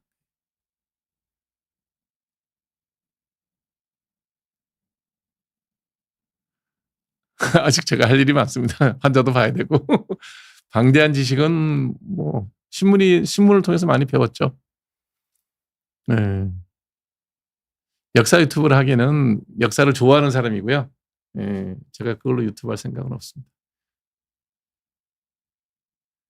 경제는 제가 왜 얘기했냐. 제 개인 유튜브에서 경제 얘기를 한 게 12월 9일이 제 생일인데 생일날 아침 신문인가 10일날 아침 신문인가 10일날이구나. 9일날 생일인데 10일날 아침 생일 신문을 보는데 중앙일보 단독 기사가 떴어요. 중앙일보 단독 기사가. 왜냐하면 요즘엔 단독 특종 이런 게 거의 없거든요. 그냥 다 연합뉴스 통해서 다 퍼지는데 정말 뒤져보니까 중앙일보 단독 기사. 저는 신문을 중앙일보 다 이제 집에서 오프라인으로 신문을 받아보니까 딱 있는데 하는 이창용 총재, 김민석 총리와 어제 아침 7시 반 아니야. 기사는 이렇게 써요. 새벽 7시 반이래. 요즘에는 새벽인가 봐 7시 반이. 그쵸. 해 뜰 시간이니까. 7시 반 단독 회동이라고 딱 뜨는 거예요. 그 신문에 경제면인가 어디 일면에 좀 크게 났어요. 이면인가에. 이게 뭔 소리야? 왜냐하면 하는 총재는 정부 관료 만나는 거 되게 싫어하거든요. 그럴 거 아니에요. 파월이 트럼프 부는 거 좋아하겠어요? 만나면 싫은 소리만 하는데 모든 정부의 그 권력을 가진 사람들은 돈 푸는 거 좋아합니다. 돈 풀고 경기 부추겨서 내 임기 중에 경제가 발전했다. 성장률이 좋았다. 실업률이 낮았다. 이게 내 성적표인데 모든 정권을 잡은 사람은 그 짓을 해요. 예. 하기를 원하고. 근데 돈주머니는 누가 쥐고 있어요? 한국은행이 쥐고 있잖아요. 한국에서 돈을 찍어줘야 되거든요. 우리나라 화폐를 발행하는 기준은 어느 나라나 화폐를 발행할 때는 화폐를 발행할 때 기본 자산을 만들고 화폐를 발행. 화폐는 부채니까 한원의 부채거든요. 윤정이 돌려 종이 찍어갖고 이거 돈이에요로 갖다 줬으니까 가져가면 자산을 돌려줘야 된다고요. 한국은행에서 뭔가를 돈을 찍어내려 그러면 담보를 잡는 게 두 가지가 있어요. 달러하고 우리나라 국고채예요. 그 기준으로 돈을 찍어준다고요. 이 사람 왜 만났지 갑자기? 그것도 자발적으로. 김민석 총리는 환율이 오르니까 국장 좀 와서 나한테 설명을 좀 해달라. 우리끼리 이야기하는 거다. 한은에서 누가 담당 실무자가 와서 이야기를 하면 좋겠다라고 국장급 정도가 와서 나한테 아침 조찬을 하면서 식사를 하면서 설명 좀 해달라고 요구를 했는데 그 국장은 당연히 한은 총리한테 보고를 했겠죠. 총리께서 부르십니다. 그랬더니 내가 갈게. 그러고 왔다는 거예요. 그게 기사 내용이에요. 야, 이거 큰일 났구나. 제 느낌은 그랬어요. 이게 무슨 일이 큰일이 있다. 안 그렇습니까? 원래 한은 총재는 그 F4라 그러죠. 금융감독위원장, 뭐 금감원장, 그다음에 금융위원회 원장 이런 사람들하고만 만나고요. 정부 부처 공무원을 만난다 하더라도 재무부 지금 뭐라 그러는지 모르겠는데 재무 담당 장관 요 정도 만나지 총리 대통령 만나면 치료들밖에 서로 주고받을 게 없는데 얼굴 볼라 그러겠어요. 안 보는 게 원칙이거든요. 자발적으로 찾아왔다는 얘기는 한은 자체에서 수습하기 힘든 무슨 일이 벌어졌구나라는 느낌을 저는 받았어요. 기사는 그렇게 안 나오더라고요. 그냥 만났다 그러면 이런저런 얘기를 했다 그러는데 그래서 이제 제가 그것 때문에 이건 좀 찾아봐야 되겠다 공부해서 그래서 요즘 내가 계속 그 얘기를 하는 거예요. 환율 얘기를 그때부터 제가 했거든요. 이게 문제가 있다. 그런 거 보고 하는 거지 뭐 대단한 지식이 있는 건 아니에요. 이제 촉은 있죠. 예. 그러고 나니까 뭐 유튜브들이 난리가 났더라. 경제 유튜브들이 막 얘기를 해요. 그때부터. 그래서 뭔가 문제가 있었구나. 우리 같은 사람들은 그런 게 관심이 없죠. 그냥 일상의 삶을 사니까. 그래서 그런 정도지 세상 오래 산 사람들은 그런 거에 대해서 좀 알죠. 감은 좀 있죠. 그리고 이제 환율 문제가 심각해지는 거 보고 그래서 만났구나. 그래서 지금의 환율 문제가 어제 오늘의 문제는 아니라는 거죠. 쭉 누적된 문제인데 이번에 이제 우리 이재명 정부가 돈을 또 더 많이 찍어내고 국채 부담을 더 하겠다. 국채 발행했다. 적자 재정 계속 편성해서 재정 확장하겠다. 그러니까 불난집에 기름 붓는 거예요. 이재명 대통령도 이렇게 환율이 안 좋은 데 가고 재무부 장관 만나가지고 내년 후내년까지 적자 재정해서 재정 확장 재정 가겠다. 이런 소리는 하면 안 되죠. 기본적으로 경제에 대한 관념이 조금이라도 있으면 답답하죠. 그러니 뭐 자꾸 환율은 더 오르죠. 올라서 좋은 사람은요. 외화 자산 가진 사람들이 좋죠. 국민연금은 속으로는 웃을 거예요. 산 주식이 떨어져도 환율로 다 돈을 버니 연금 운용하는 사람들은 일단 한숨 돌리고 있죠. 자기들 임기 중에 재무제표는 좋아지니까. 수출 많이 하는 재벌그룹도 괜찮을 거고요. 달러 한 1,500불 이상 쟁여놓고 있는 재벌들 좋겠죠. 미국의 서학개미 분들 좋죠. 뭐 어쩌겠습니까. 국내에만 있는 사람 외국 안 나간다. 그러고 생각하고 사는 거. 길지는 저는 않을 거라고 봅니다. 6개월 정도는 고민하겠지만 6달 정도 지나면 표준적인 상황으로 되돌아오지 않을까 하는 생각이 들고요. 재밌는 거 하나는 이것도 이제 어디 경제지에서 흘러가듯이 내가 본 기사인데 우리나라 국채를 외국인들이 굉장히 많이 샀대요. 보통 1년에 한 70조 언저리를 외국인들이 산대요. 우리나라 평균적으로. 왜냐하면 이제 외국의 기관 투자들은 늘 이제 자기들도 포트폴리오를 유지해야 되니까 뭐 신흥국에다가 투자도 하고 또 뭐 잘 뜬 나라도 하고 선진국에다가 두루두루 나눠서 투자를 하는데 대개 한국의 그 국채를 외국인들이 매년 70조 정도 시장에서 매매되는 게 한 70조 정도를 사는데 올 2025년 아직 안 끝났지만 2025년도에 총 145조치를 샀대요. 물론 달러로 갖고 들어오니까 환율에 많은 이득이 있죠. 이미 들어오면 일부 갖고 들어오면 1,500원이 된 거죠. 1,400원이 1,500원이 됐으니까 환율에 이익이 있겠죠. 그리고 다시 환율이 1,400원으로 내려가면 두 번 먹죠. 1,500원으로 바꿔가지고 채권 샀는데 채권 이자 먹고 거기 다시 1,400원으로 떨어지면 달러로 바꿀 때 또 먹고 세 번 먹을 수 있죠. 아마 그것 때문에 그런지 올해 12월 달에 특히 많이 샀대요. 70조 이상 더 추가로 산 거죠. 75조 가까이 원으로. 무슨 얘기냐? 환율이 계속 오를 거라고 생각하면 이 사람들이 70몇 조를 들고 들어왔을까요? 70몇 조면 큰 돈이잖아요. 10억, 100억, 1,000억 조. 그러니까 최소한 한 50억 불 이상 들어왔다는 얘기죠. 그래서 장기적으로는 이 사람들이 그렇게 이 환율이 무너져서 계속 오를 거다라는 생각은 안 하나 봅니다. 라는 느낌도 있어요. 이런 것도 기퉁이 한 나온 기사지만 의미 있게 봐야 되겠다. 라는 생각을 해봅니다. 좁쌀 주기 여드름 약 먹고 약 바르시면 됩니다. 손대지 마세요. 약 먹고 약 바르시면 됩니다. 입술 주염 그 정도 사이퍼를 먹는다고요? 그 정도는 아닌 것 같은데. 구주염이라는 거거든요. 이거 입주변에 생기는 거. 이게 여드름 일종인데요.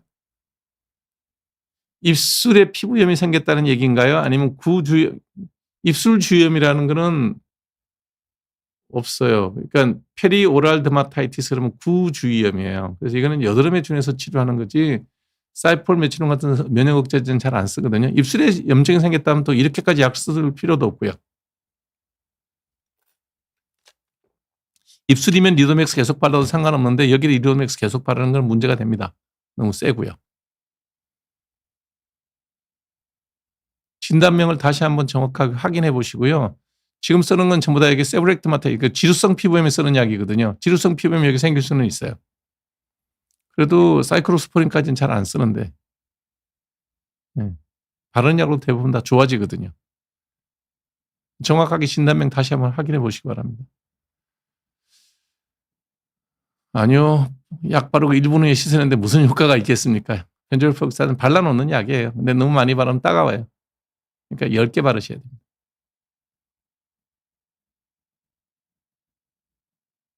뾰루지 난 건 여드름이고요. 붉게 된 건 지루성 피부염이에요. 머릿속에도 지루성 피부염과 여드름이 같이 있어요.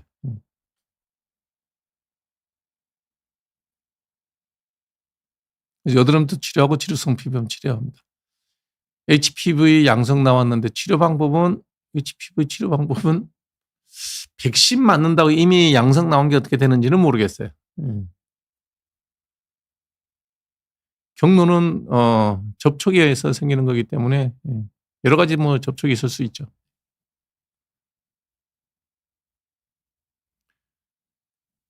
우리나라의 고질적인 문제 저출산 수도권 과밀화 결국에는 해결 못할 거라고 보시나요?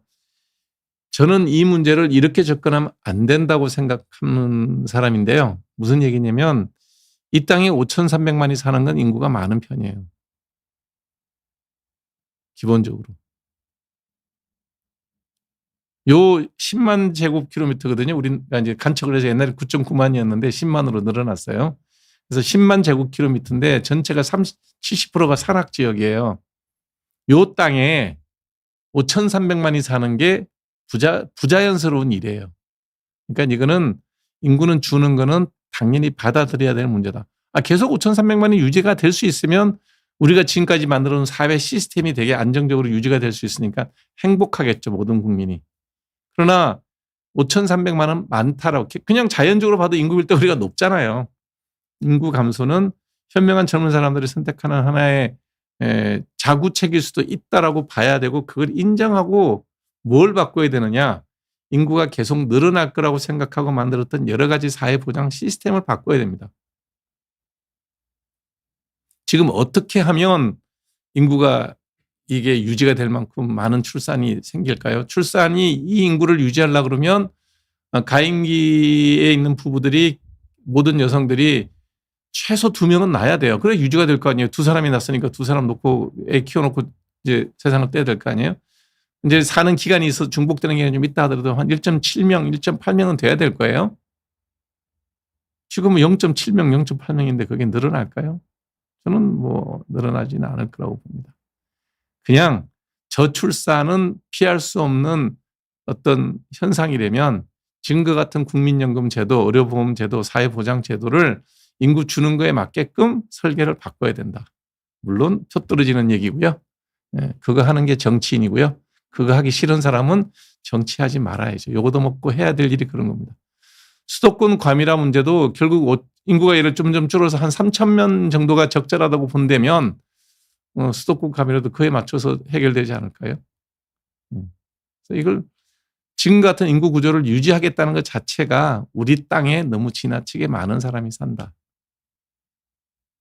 줄어가는 인구에 대해서 이걸 가지고 우리가 남북 대치 관계에서 국방을 어떻게 해결할 건지, 이 줄어가는 사람들을 기준으로 우리가 국민연금을 어떻게 지출 구조를 조절할 건지, 그렇게 생각하는 게 맞겠죠.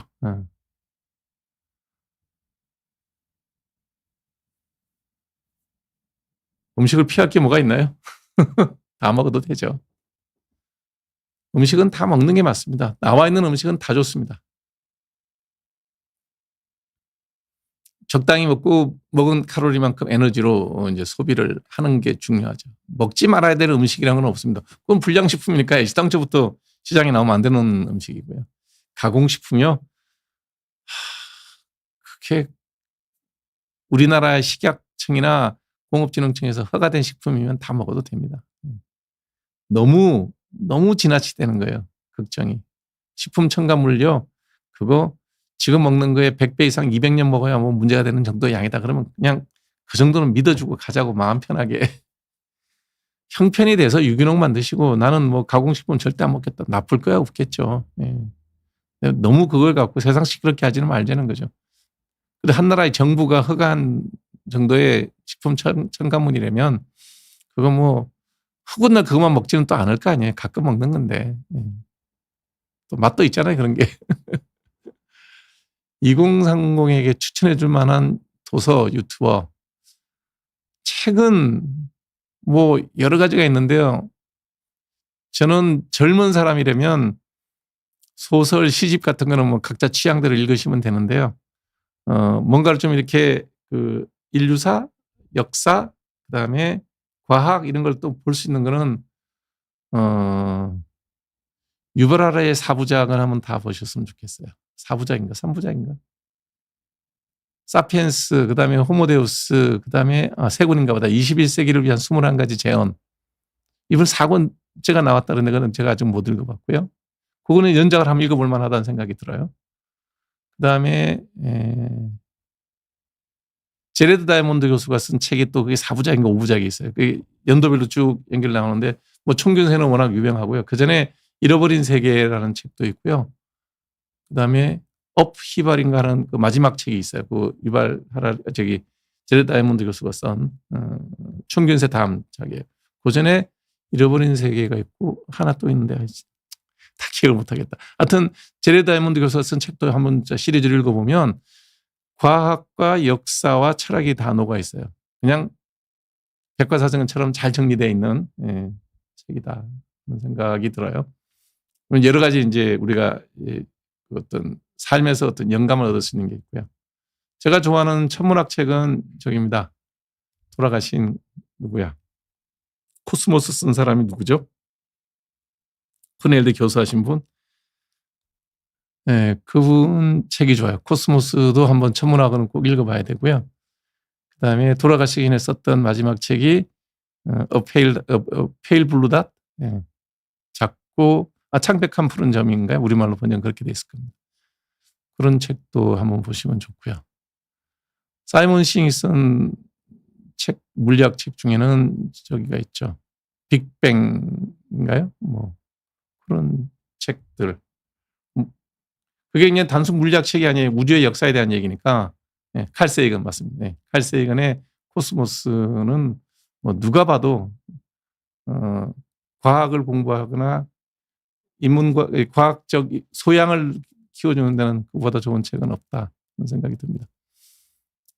그다음 페일 블루 닷도 보세요. 그거 보면 정말 사람이 되게 관대해집니다. 되게 관대해져요. 사이먼 시닝이 쓴 빅뱅도 그건 보시고요. 그다음에 브라이언 그린이 쓴 그런 책들도 되게 뭐 다 유명한 책이잖아요. 브라이언 그린이 쓴 책들이 엘리건트 유니버스, 그다음에 우주의 구조 뭐 이런 책들도 제가 감명 깊게 읽었던 책들이고, 삶을 살아갈 때 우리가 눈앞에 있는 이런 환율, 뭐 그냥 환자랑 부대끼는 얘기, 그다음에 뭐 유튜브 하면서 생기는 갈등 이런 것들에서 툭 벗어날 수 있는, 피난 갔을 때 재밌는 세상, 그런 걸 읽으면 좋죠. 네. 브라이언 그린도 책이 좋아요. 그 뒤에 나온 책이 또 있는데 제목 잊어버렸다. 엘리건트 유니버스, 우주의 구조, 그다음 또 한 건 더 있는데, 되게 아마 이런 분들이 한 서너 권씩은 쓰는 것 같아요. 40대, 50대, 60대가 되면 10년에 하나씩은 쓰는 것 같은데. 금연요. 뭐 금연한 지가 40년도 넘고요. 흡연한 지도 40년이 넘어요. 20살에 피기 시작해가지고 완전히 끊고 한까지도 안 핀 게 뭐 길게 가면 뭐 한 5, 6개월. 그다음에 뭐 또 골프 치러 가서 바깥에서 피는 담배가 되게 맛있죠. 또 뭐 너댓같이 피고. 그러고 끄는 건지 피는 건지 모르겠어요. 근데 하여튼 담배 맛은 알아요. 그래서 골프 칠 때 옆에 있는 그 동료들이랑 피는 친구 있으면 피고 피는 친구 없으면 못 피고, 그런 정도의 흡연을 합니다. 대개는 뭐 한두 명은 피고요. 그래서 그 친구가 갖고 온 담배 한 갑이면 서너 명이 나눠 피면 너댓같이 피고 끝나죠. 이 나이에는 뭐 금연까지 해서 내가 얼마나 더 살겠다고 하는 생각도 있어요. 맛있게 피는 것도 뭐. 하여튼 피지는 마십시오. 젊은 분들은 배우지 마세요. 내성 없는 보톡스는 어려울 겁니다. 이게 보톡스가 타입 A, 타입 B가 있는데, AB가 있는데 주로 A를 쓰죠. 근데 이제 내성이 생기면 B를 쓴다는 얘기인 것 같은데, 내성은 생길 수밖에 없어요.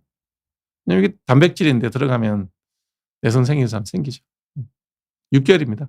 턱보톡스는 좀 세게 맞으면 한 2년 가요. 그리고 이제 세게라는 게 농도를 진하게 해서 많은 양을 넣는 거죠. 그리고 이제 본인이 이제 씹는 거를 좀 단단한 걸 안 씹고 노력을 하면 2년까지는 가요. 입술이 마르고 그러는데 요즘은 다 입술 마르면 저도 입술 마르고요. 침 바르면 더 마르고요. 입술이 심하면 저기 해야 돼요. 아주 마르면 챕스틱 많이 발라야 돼요. 아, 참 잊어버렸다. 오늘 대통령 평가한다 그랬는데 자료는 있는데 다음번에는 내가 꼭 챙겨서 올게요.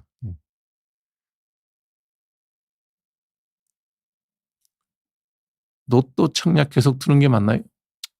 뭐 저것도 또 수입이 생겨서 좋은 데가 쓰는 것 같은데요. 카포시 육종은 말기 때 에이즈 감염되고 난 다음에, 에이즈 감염되면 처음부터 카포시 육종 생기는 게 아니고 말기, 내추럴 코스로 갔을 때 말기에 그런 일이 생기는 거죠. 카포시 육종이라는 건 별도의 피부병입니다. 별도의 피부병인데 에이즈 환자한테 잘 생긴다는 거죠. 섬유유연제 향수를 좋아한다고요? 쓰셔도 상관없어요. 문제가 없다면. 문제라는 게 이제 알러지 생기는 경우들이 있죠. 그거 없으면 뭐.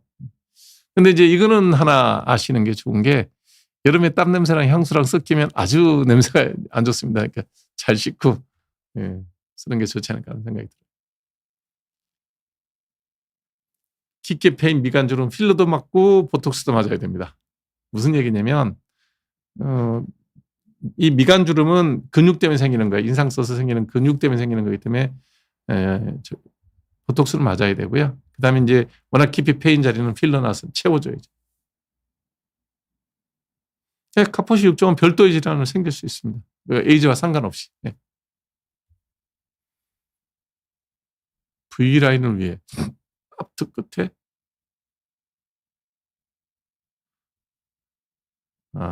여기 뾰족하게 하겠다고요? 하지 마세요. 별로 자연스럽지 않아요. 하여튼 뭐 손대면 손대는 표시가 나서 이상해 보입니다. 하고 싶으면 하는 거죠. 다 본인 저기죠. 저는 제 취향을 얘기했을 뿐이에요. 나는 여기다 이렇게 필러 넣는 사람도 되게 별로 보기 좋지 않아 보인다는 거죠. 근데 어떤 사람들은 놓고 이뻐한다 그러면 하는 거죠. 뭐. 자기 멋에 사는 거니까 그거 뭐 누구한테 물어보지 마세요.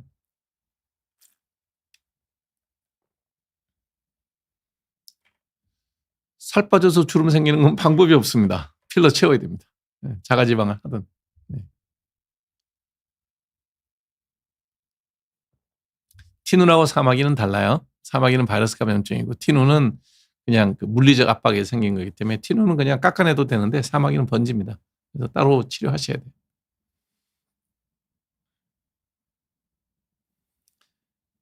헤드폰, 이어폰 이거 자주 하지 마세요. 이거 청력 무조건 망가집니다.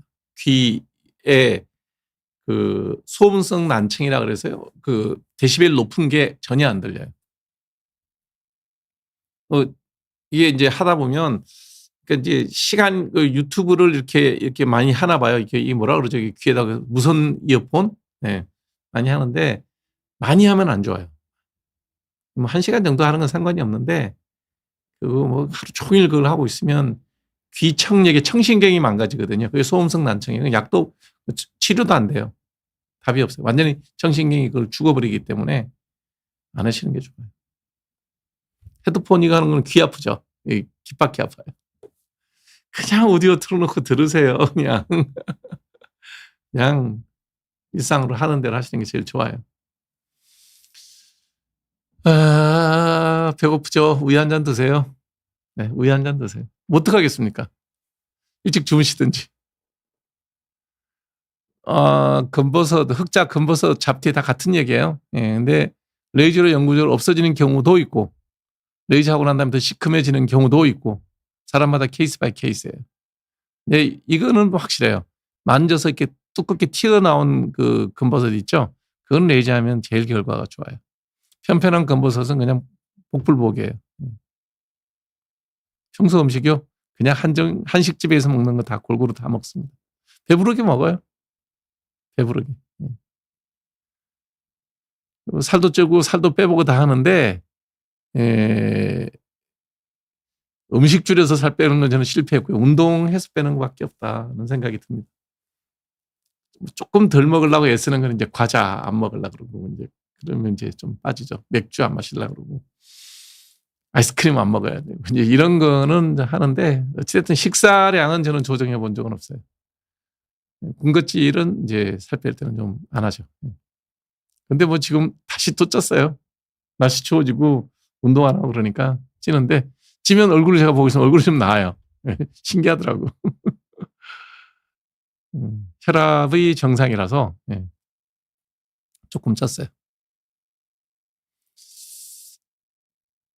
도파민을 당기는 요소 이게 무슨 소리예요? 도파민이 당긴다는 얘기는 뭐에 이제 미친다는 얘기겠죠. 근데 저는 한 번도 무슨 일 하면서 도파민이 당겨본 적이 없었던 것 같아요. 그냥 기본적으로 제가 도파민을 싫어하는 체질인 것 같아요. 그래서 이제 가끔 이럴 때 여러분들 뭐 제가 다른 질문에서 답한 적이 있는 것 같은데 우리가 좋다, 기쁘다, 신난다 이런 거 할 때 쓰는 단어가 한문으로 쾌가 있고 락이 있어요. 그죠? 영어로는 모르겠어요. 하여튼 우리가 이제 한문에 좀 익숙하니까 쾌가 있고 락이 있어요. 그러니까 열광하면 열광적으로 좋다 그럼 쾌. 그다음에 오늘 주식을 샀는데 조금 올랐네. 기분 좋은데 뭐 이 정도가 락이에요. 저는 일생 살면서 쾌를 추구해 본 적은 없어요. 락이 좋아요. 그리고 늘 락 정도로 살면 좋겠어요. 그래서 도파민이 당길 정도. 도파민을 뭐 입에 미소를 머금은 정도로 갖고 도파민 당긴다 그러지는 않죠. 그래서 제 삶의 기준은 그래요. 그래서 크게 대박 나는 거 좋아하지 않고요. 좋아는 하는데 그거 하려고 그러면 가슴 졸이는 일이 많잖아요. 그러니까 이제 그런 것보다 그냥 늘 좋다. 오늘도 하루 잘 살았다. 뭐 이런 정도의 느낌? 모르는 거 하나 또 배웠다. 그러면 그게 즐겁지. 그게 뭐 쾌는 아니죠. 저는 도파민 당기는 요소는 없어요. 비타민C 메가도즈 말고 적당히 먹어도 항노화 미백이. 항노화 미백 그러니까 이런 거에 대한 게 이제 주장들은 많은데요. 해보세요. 비타민 C는 수용성 비타민이고 좀 많이 먹어도 문제될 게 없어요. 예, 본인이 해보고 너무 좋더라 하세요. 해봤는데 별 효과 없더라 하지 마세요. 이거는 이 문제에 대한 논쟁은 뭐 수도 없이 해왔어요. 비타민 C 메가도즈에 대해서. 저는 뭐 그 논쟁에 다시 개입하고 싶지도 않고 나보고 하려면 아직 안 해. 속설에서 못 먹어요. 저만큼. 그냥 늙을 거예요. 적당히 타면 타는 대로 살면 되지 뭐. 이게 내 생각이에요. 발등에 알러지 생기는 경우요. 여름에는 보면 이제 그 남자든 여자든 이렇게 양말 신지도 않고 샌들 신으면서 신발 피부염이라는 게 생기는 경우는 있어요. 근데 요즘 같은 겨울에 양말 신고 있는데 발등에 알러지 생기는 경우는 없다고 봐도 되죠. 그래서 진단이 아마 틀렸을 것 같은데요. 발등 알러지 지금이면. 그래서 지금 현재 계절적으로나 제가 환자 볼 때 느낌으로 보면 건성 피부염일 가능성이 많아요. 너무 씻고 뭐 족욕하고 뭐 뭐라 그러지 반신욕하고 이런 분들한테 발등에 습진 생기는 게 되게 많아요. 되게 건성 피부염이에요. 그래서 대충 씻고 약 바르면 일주일이면 나요.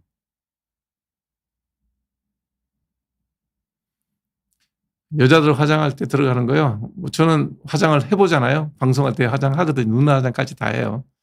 하면 정말 미칠 것 같이 힘들어요. 눈이 뻑뻑하고. 저는 안 좋다는 걸 내가 경험해서 압니다. 근데 여자분들은 또 잘 견디더라고요. 익숙해지면 또 견딘대요. 메이크업 하는 그 여성분들한테 그렇게 화장하고 있으면 눈 무거워서 어떻게 살아요? 그랬더니 아무렇지도 않대. 사람마다 다른가 봐요. 네. 저는 안 좋습니다. 네. 계속 맞아야 됩니다. 켈로이드는 생기면 그냥 열심히 맞아서 처음에 좀 많이 올라왔을 때는 일주일, 2주일 간격으로 계속 놓고 그러면 이제 들어가거든요. 한 달. 또 괜찮으면 2달. 그래서 1년에 서너 번은 맞아야 됩니다. 계속 맞아야 됩니다.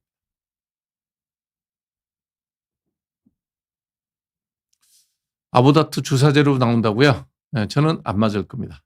그냥 약 먹을 거예요. 먹으면 되는데 왜 주사를 맞아요? 자, 피부를 치료할 때 약 바를 수 있고 약 먹을 수 있고 엉덩이 주사가 있고 정맥 주사가 있어요. 4가지 방법에 똑같은 약제를 투여하는 방법이 바르는 약, 먹는 약, 엉덩이 주사, 정맥 주사 4가지가 있다. 그러면 약 바르는 게 제일 좋아요. 2번째 약 먹는 게 좋아요. 3번째 근육 주사, 4번째 정맥 주사예요. 왜? 바로 빨리 가면 무조건 무조건 위험합니다. 그래서 발라서 부작용 생겨봐야 어디 생기겠어요? 피부에 좀 생기겠죠. 심각하지 않잖아요. 먹어서 부작용 좀 생기면 뭐 위가 좀 이 정도잖아요. 주사 맞아 생기면 전신에 바로 들어가는데 IV로 들어가면 바로 가는데 그러니까 이제 좀 안전하고 보수적으로 가는 게 난 낫다. 주사제에 나와도 저는 약 먹을 거예요. 가끔 레이저 잘에 약간 갈색으로 되어 있는데 레이저 팩? 뭔 소리인지 하나도 모르겠네요. 깎아내는 레이저로 뭐 갈색 있는 금보스를 제거했는데 약간 남아있다고요? 200년 거 쓰세요. 예, 페리오럴 데마타이티스예요. 페리오럴 데마타이티스는 여드름의 변종이고요. 약물 선택은 저 같으면 그렇게 안 해요. 페리오럴 데마타이티스라면 저 같으면 저거 많이 써요. 미노신 많이 써요. 바르는 약도 로젝스 연고나 크레오신 많이 써요. 입 주위염, 구 주위염 그러거든요. 입술 주위염. 그렇게 뭐 번역하면 어떻게 하든지 제 생각은 그래요. 한 병원을 바꿔보시죠. 사람마다 생각이 다르니까.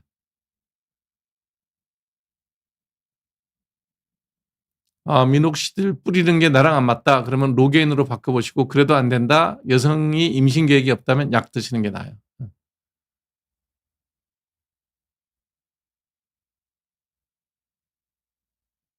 한번 바꿔보고 안 되면 먹는 약으로 넘어와요.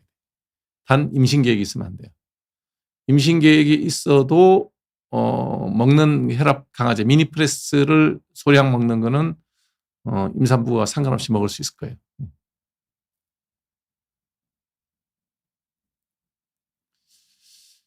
이나은님 너무 불공평한 거 아닌가요? 당연히 불공평하죠.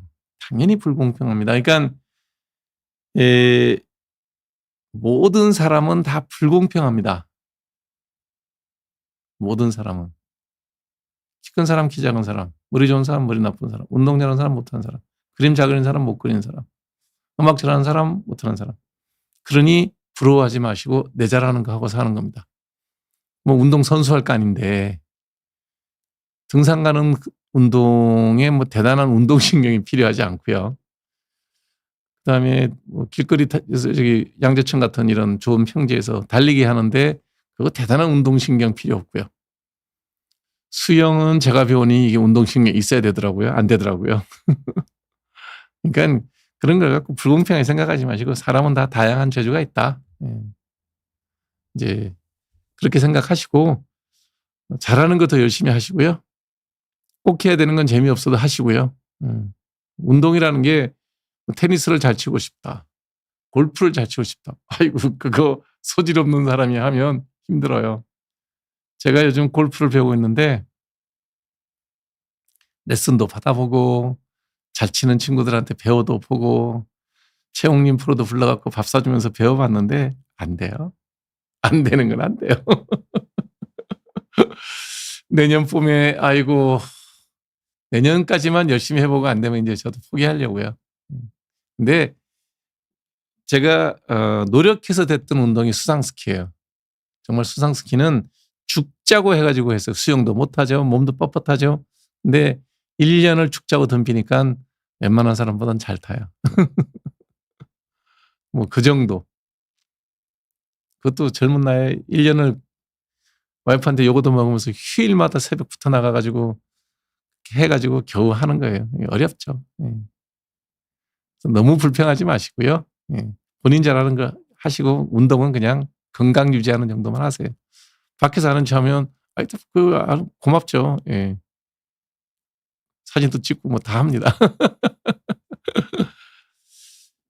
다시 사회초년생으로 돌아간다면 재테크는 어떻게 하신가요? 저는 재테크한다는 개념이 없는 사람이에요. 저는 돈은 열심히 벌어야 된다고 생각하는 사람이고 저는 아주 낡은 사고방식이에요. 경제 개념으로도. 그러니까 실물 경제가 잘 돼야 된다는 생각이 머릿속에 꽉 갇혀 있는 사람이고 이 자본시장의 그 경제는 너무 지나치다라고 생각을 하는데 현대 자본주의에서는 완전히 동떨어진 얘기고요. 이런 얘기 뭐 자식들한테 해봐야 씨알도 안 먹히는 거죠. 그 친구들은 재테크를 해야 되는 거니까. 그래서 재테크를 한다 그러면 뭐 그렇게 관심은 없어요. 돈을 잘 벌어야 된다 생각은 해요. 실무 경제는 되게 중요하다.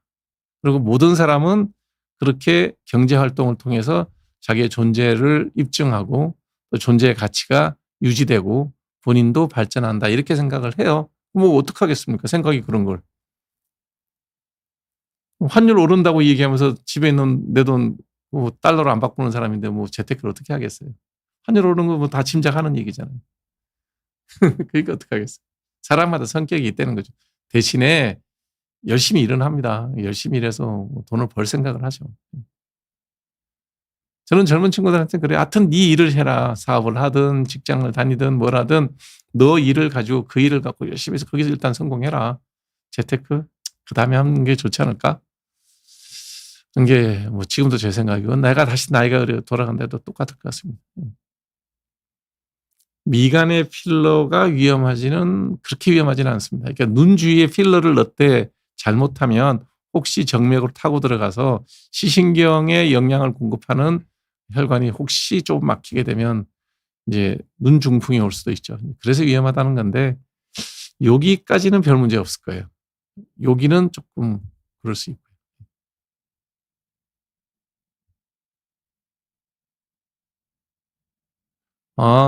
양산하고 모자, 선글라스 이런 걸로만 하겠다고 그래도 되죠.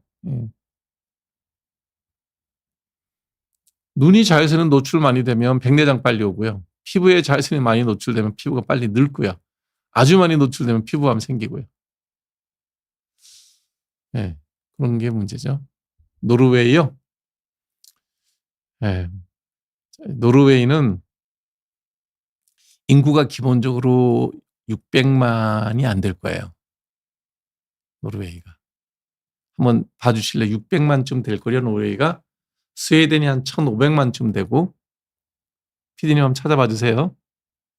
그런데 노르웨이는 원래 전통적으로 하는 산업이 그다음에 산림, 목재 뭐 이런 게 본인들의 맞죠? 예, 600만이 안 될 거예요. 예. 그러니 그 정도 인구가 그렇게 하고 사는데 무슨 문제가 되겠어요. 그 넓은 땅에. 예. 나무만 속된 말로 나무만 베어다 팔아도 되고 연어만 잡아다 팔아도 되는 그런 나라에 무슨 조상이 그렇게 좋은 일을 많이 했다고 엄청나게 큰 유전하고 가스전이 두 군데가 터졌어요. 저기 스코틀랜드 북쪽에 북해 유전이 크게 터진 거죠. 그래서 스웨덴은 거기서 나오는 그 원유하고 가스를 자국이 써야 될 것만 딱 갖고 나머지 바로 수출합니다.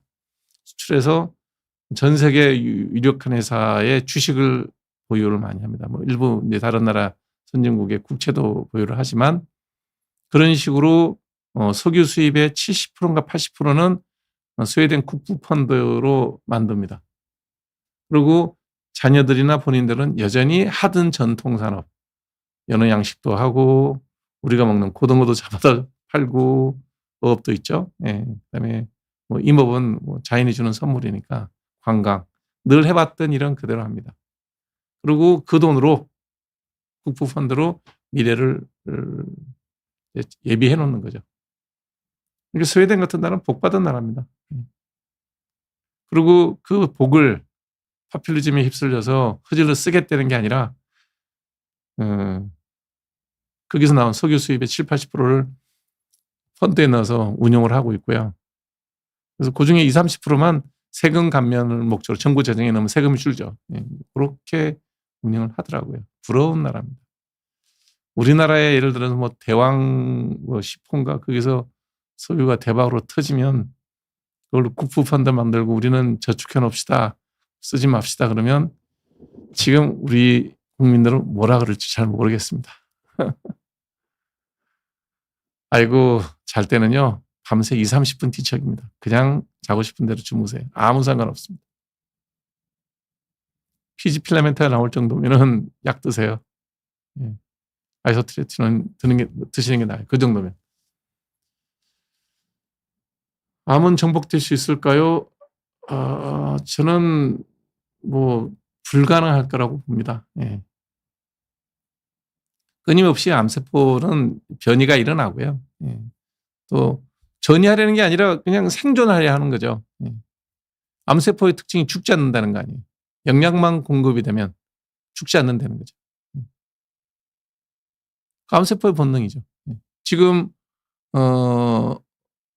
제일 우리가 이제 세포를 제일 많이 연구하는 게 헤라셀이라고 HELL의 헤라셀이라고 그 셀은 자궁경부암 흑인 여자입니다. 흑인 여자의 자궁경부암에서 수술하고 난 다음에 그 셀에서 이제 우리가 기본적으로 배양이 시작돼서 헤라셀이라고 이제 계속 지금도 있어요. 그거 아마 소송 걸린 것 같은데 왜냐하면 환자는 몰랐거든요. 환자는 이제 돌아가셨고 그 가족들이 아마 소송한 것 같은데 문제가 본인 동의 없이 쓰게 된 거라서 그 셀 라인을 할 때 뭐 저기를 줘야 될 거야. 아마 인쇄같이 저작권은 아니고 인쇄도 아니고 뭐라 그래야 되나? 하여튼 예. 그 고유의 권한을 인정을 해줘야 된다. 그렇게 판결 난 걸로 알고 있어요. 안 죽어요. 계속 개대배양이 돼요. 암세포의 속성이죠. 50대 남자 얼굴, 귀 밑에 생긴 쌀알 만한 피피낭종 수술을 했는데 귀 뒤면 되게 요 아래쪽은 켈로이드 생기거든요. 여기 입술 아래쪽은. 이상해 여기는 켈로이드 안 생겨요. 입술 아래쪽만 생겨요. 그래서 켈로이드 체질인데 여기다 그러면 예, 생길 수 있죠. 쌀알 크기 같으면 나 같으면 안 합니다. 몸 피부는 안 늙는 이유가 가리고 있어서 그래요. 옷으로 가리잖아요. 햇볕을 안 보니까 그냥 나이 든 것만 늙죠. 근데 얼굴은 나이가 들면서 늙고 햇볕 때문에 또 늙고. 그러니까 얼굴이 빨리 늙죠.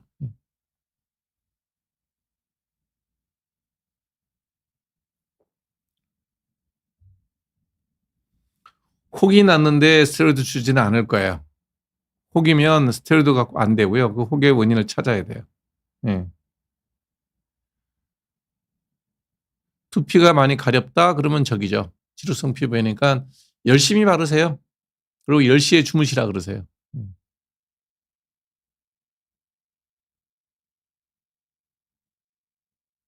일찍 자야 돼요. 늦게 자면 자꾸 생겨요. 선크림 발랐다고 안 늙지는 않아요. 덜 늙은 거죠. 그러니까 노화는 투 트랙으로 일어나요. 나이가 들어서 늙는 크로놀로지컬 에이징, 시계 자연적인 노화, 그다음 포토 에이징, 눈으로 저기 햇볕 때문에 늙는 거예요. 그래서 늙어갔어요 10년 동안. 근데 이제 남들보다 덜 늙었죠. 이렇게 그 자외선을 발랐으니까, 차단제를 발랐으니까. 근데 햇볕 보면 올라오죠. 바로 올라오는 게 아니라 누적된 노화가 그냥 나타나는 거죠. 저요? 민주당 정당, 저는 어느 정당에도 입당한 적이 단 한 번도 없어요. 어디 유튜브 보니까 저기 자민련에도 입당했던데. 민주당 계열이 아니고요. 저는 뭐 이제 대개는 개인을 봅니다. 정당이라는 건 뭐 잘 모르겠고요. 제가 제일 먼저 정치인 후원했던 게 돌아가신 김근태 전 의원 쭉 후원했었고요. 김근태 의원 돌아가시고 난 다음에 공개적으로 지지하고 후원했던 사람은 안희정 지사 했었고요. 그다음에 예, 문재인 캠프는 뭐 안희정 지사 때문에 잠시 이름 올렸다가 쫓겨났고요. 그다음에 윤석열 대통령 될 때 김종인 박사 때문에 잠시 이름 올렸다가 또 7시간 만에 쫓겨났고요. 다 그거는 뭐 제 개인 의사와는 상관없는 일이고, 그다음에 이준석 의원은 제가 지지하는 거죠. 저는 보수나 진보 이런 거 별 의미 없다고 봐요. 저보고 너는 진보냐 보수냐 그러면 글쎄요. 개인적인 취향은 굉장히 보수적입니다. 아까 제가 얘기했잖아요. 전통 산업이 중요하고 제조업이 중요하다고 생각하고 실물 경제가 중요하지 돈놀이 하는 사람들에 대해서는 살짝 저는 이렇게 안 좋게 봐요. 그건 제 개인 취향이에요. 보수적이죠. 변화하는 거 별로 안 좋아해요. 그냥 그날인 게 제일 좋아요. 그런 것 따지면 이제 기본적으로 보수적이죠. 돈 좀 벌어서 자산 운용하는 것도 뭐 내인 뭐 사는 아파트 하나 뭐 이렇게 부동산 안전한 거 이런 거 좋아하고요. 근데 또 뭐 이렇게 뭐라 그래야 되나 안락사 문제, 존엄사 문제 내겨나면 그건 적극적으로 찬성해요. 아주 진보적이죠. 미국으로 낙태 여성의 권한이라고 생각해요.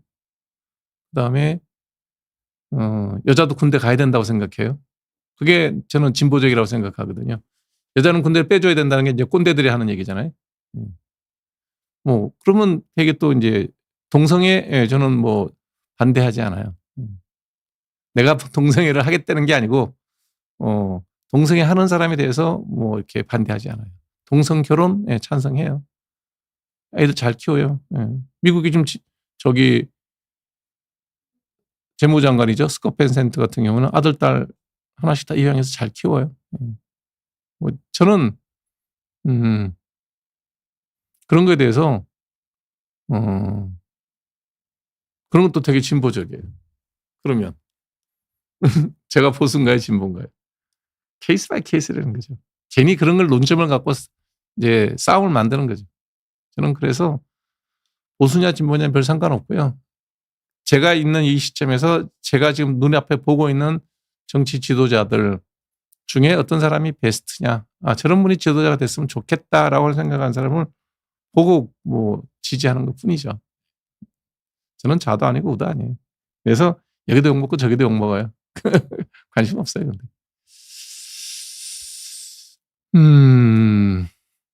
아토피는 속 건조가 아니라 피부염이에요. 목욕은 5분 이내 끝내야 되고요. 속 건조란 말은 틀린 거고 피부병이 있는 거예요. 그래서 약을 발라서 치료하면 됩니다. 개인의 사생활이고요. 저라면 저러지는 않았을 것 같다라는 생각이 듭니다. 예.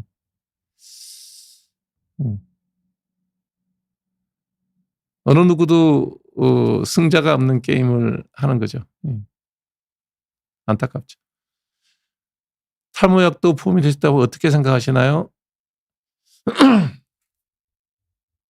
저는 이재명 대통령이 공개된 자리에서 장관들이나 뭐 주무부처 어떤 뭐 사람 국장들이나 이런 게 이게 막 그렇게 공개된 자리에서 얘기하고 중계 방송을 하는 걸 보고 저는 그냥 딱 한마디로 이렇게 틀렸다예요.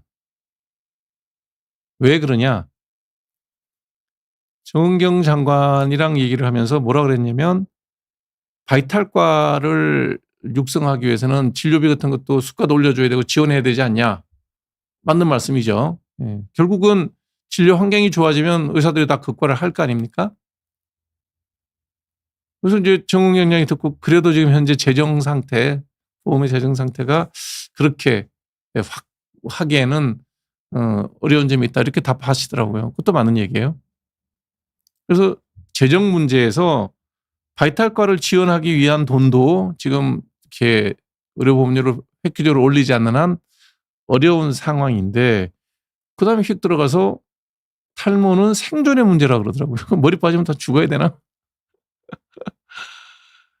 그게 무슨 뜻인지는 다 알죠. 그러니까 아무래도 이제 뭐 유전적으로 탈모가 되고 대머리가 되면 사회생활할 때 불편하죠. 그건 맞는 얘기예요. 그렇다고 해서 그게 생존의 문제인지 뭐 생존의 문제라 그래야 보험을 또 적용할 수가 있겠죠.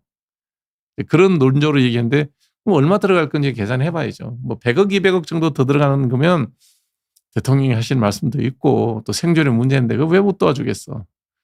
아마 제가 얼른 계산해 봐도요. 제가 탈모 환자니까 약을 먹어서 알잖아요. 한 달에 약값이 뭐 복제약도 있고 그다음에 아보다트나 프로페셔널 약값이 좀 차이가 좀 나지만 한 달에 3-4만 원 정도는 개인이 들어요.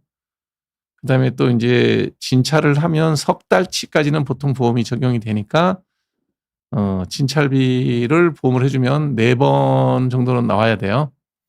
그러면 36만 원에 한 평균 2만 원 진찰비 그러면 8만 원, 44만 원이에요. 1,000만 원에 44만 원이면 본인 부담금 30% 부담시킨다고 치고 70% 해도 3천억이에요. 그냥 3천억인데 자 이게 보험이 되면 환자가 늘까요 줄까요? 되게 탈모가 한 50% 되거든요. 반반이에요. 나이가 나타난 나이는 좀 차이가 있지만 그러면 잠재 환자가 2,500만이라고 봐야 되겠죠? 그중에 뭐 한 70-80%는 보험이 되니까 오겠죠? 그러면 1조 가까이 들겠죠. 그러니까 모순되는 얘기를 그냥 각각의 사람이 들으면 기분 좋은 그런 얘기를 막 해버리더라는 거죠. 주무장관은 아마 입장이 난처할 거고요. 그래서 돈은 제가 가끔 농담처럼 얘기하죠. 하늘에서 비처럼 내리는 건 없다. 돈은 열심히 벌어야 된다. 정부도 세금을 걷어야 된다. 세금을 많이 걷으면 경기가 침체가 된다. 이런 모순적인 일을 굉장히 쉽게 얘기하시더라는 얘기죠. 그래서 정부 재정인을 누가 우습게 재밌게 표현을 잘했더라고요. 짧은 이불이라는 거예요. 가슴이 시려워서 땡기면 발이 시렵고요. 발을 덮으면 가슴이 시리 되는 거예요. 풍족한 돈은 어디나 없다는 얘기죠. 그래서 뭐 보험 되는 거에 저는 반대하지 않아요. 돈 형편되면 하세요. 좋죠 뭐 환자 놀고.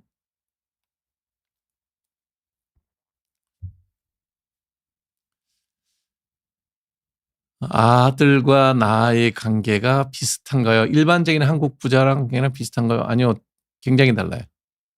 저는 자녀들의 교육에 대해서 굉장히 관심이 많았고 그다음에 괜히 학교 운영위원을 고등학교 때 하는 바람에 자식들과 일찍 생예배를 하게 되는 계기가 됐죠. 제가 애들이 내가 학교 운영위원을 안 했다면 애들이 고등학교 가서 어떤 환경에서 교육받는지를 전혀 모르기 때문에 고집을 부렸겠지. 무슨 유학이야. 공부 열심히 해. 좋은 대학 가야지. 이렇게 이제 했겠죠. 학교 운영을 가봤더니 여기서 애 보내면 애 바보 만들겠다. 너무 힘들다. 내가 지금 고등학교 다녀도 대학 못 갈 것 같아. 그 정도로 너무너무 힘들게 돼 있더라고요. 그래서 유학을 보내고 뭐 이런 거죠. 예, 그러니까 일반적인 한국의 부자관계랑 다릅니다. 고등학교 졸업하고 대학 가고 난 이후로는 절대로 잔소리 안 합니다. 너 알아서 결정하고 어려운 일 있으면 물어봐라. 도와줄 수 있는 돕고 못 해주는 거는 못한다. 그게 뭐 우리 관계 잔소리 거의 없고요. 잔소리가 없으니 해줄 것도 없고요. 견해 차이라는 거는 뭐 예전에 대학교 때 뭐 박근혜 전 대통령하고 문재인 전 대통령이 1차 후보로 붙었을 때 그때 선거하러 왔다 한판 대판 붙었지. 아들은 문재인 후보 찍으러 왔고 나는 박근혜 후보를 지지하는데 너 왜 비행기 표 값은 내 돈을 갖고 와가지고 1박 2일로 투표하러 온 놈이 어딨냐고 한판 붙었던 거 뭐 그거 외에는 큰 의견 차이 없습니다. 예, 뭐 좀 빼죠. 저도 먹고 살려면 빼야 됩니다. 예.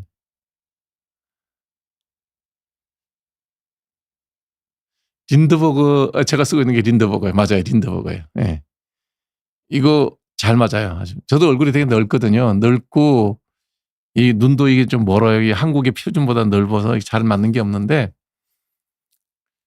그래서 린드버거를 해서 이 사람 우리 안경점 사장님이 이거 맞춰줬나? 네, 있어요. 안경테 하나 잘 맞추면 뭐 한 2, 3년 쓰잖아요. 그러면 아주 비싸지는 않던데. 형편이 달라서 그런가? 다른 것도 안경테가 그렇게 또 싸지도 않아요. 오래되면 그게 색소 침착 남아요. 빨갛게 눌린 자국은 시간 지나면 금방 없어지는데 그러니까 그렇게 눌리는 자국이 생길 정도의 안경은 쓰지 마세요.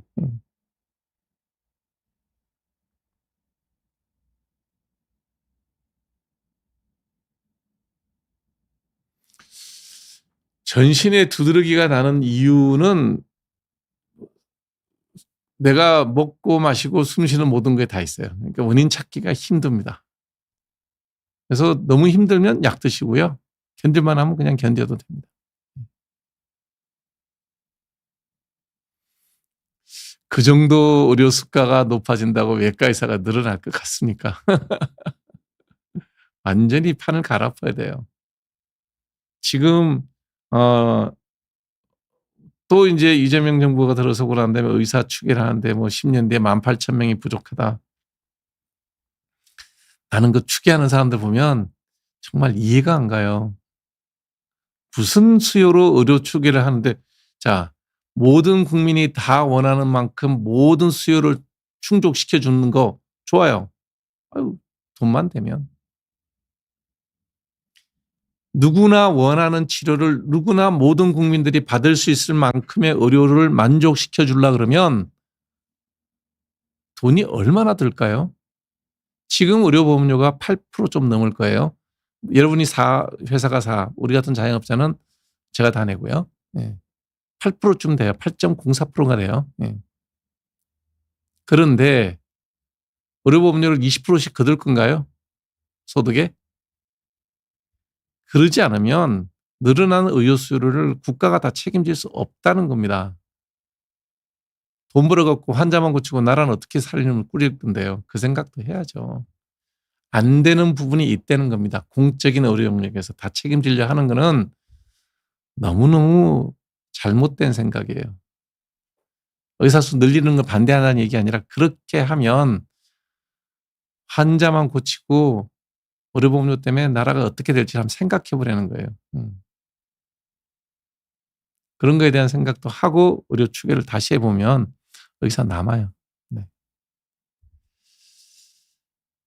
네, 그래서 아보다트를 먹으면 약간 피지가 줄어요. 왜냐하면 DTH의 타입이 이게 이제 5알파 리닥타제라는 게 이제 그 테스토스테론을 디하이드로 테스토스테론으로 바꾸는 거거든요. 5알파 리닥타제 타입 1, 타입 2가 있어요. 그래서 타입 2가 주로 타입 2인가? 오래된 헷갈립니다. 타입 2가 주로 두피에 있어서 탈모를 유발하는 거고요. 타입 1은 피지선 이런 쪽에도 있고 전립선 쪽에도 있고 그래요.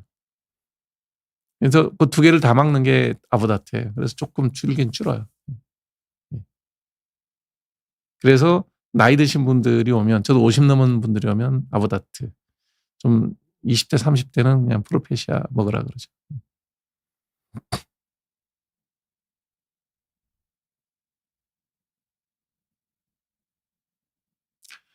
야, 이나님 어려운 질문을 주셨다. 여기까지만 하고 오늘 방송 접을게요. 결혼 상대를 데려왔는데 배우자가 빚이 조금 있고, 조금이에요. 예. 그러니까 두 분이 노력하면 금방 갚을 수 있는 정도라는 얘기죠. 예. 부모님이 중학교 때 이혼하셨다. 부정적인 얘기를 두 가지를 얘기했어요. 본인은 정말 사랑하고.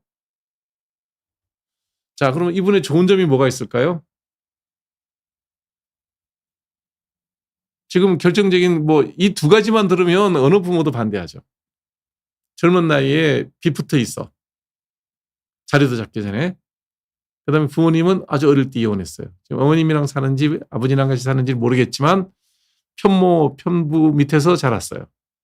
어느 부모가 내가 이쁘게 귀하게 키운 딸인데 그래 괜찮아 결혼해도 돼 라고 이 얘기하면 그 부모님이 무책임한 거 아니에요?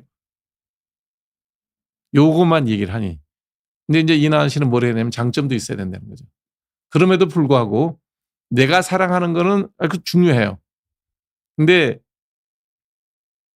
남자는 예를 들어서 사회생활을 하는 남자 입장에서 남자는 이것도 꼰대들이 하는 얘기예요. 남자는 내가 좋으면 저 정도 조건에 안 좋은 그러니까 좀 이제 결혼할 때 좀 안 좋은 조건이죠.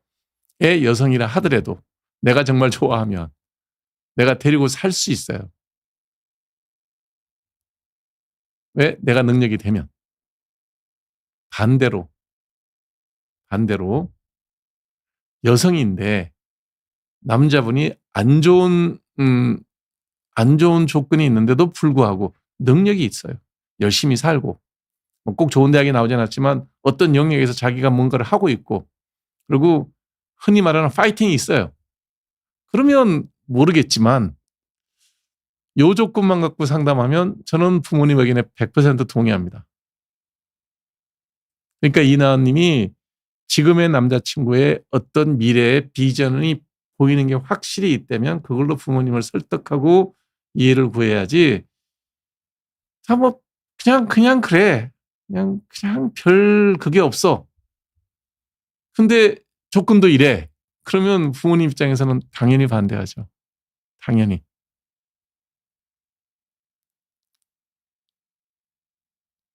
웬만하면 이나님 편 들어주고 싶은데 다른 조건에 대해서 전혀 얘기가 없어서 예를 들어서 고시 패스했다. 그러면 접이시야 갚으면 되지. 자, 일반 대학도 못 나오고 그냥 자기 사업을 장사를 하고 있다. 근데 가게가 너무 잘 돼. 요리를 하는데 보니까 내가 가서 먹어봐도 정말 요리가 좋아. 식당 자그만하게 하고 있는데 대박 날 것 같아. 이런 거죠. 파이팅 있는 젊은 사람이면 저 정도는 넘어갈 수 있지만 그냥 나만 좋아. 그러면 좀 생각을 다시 해보십시오.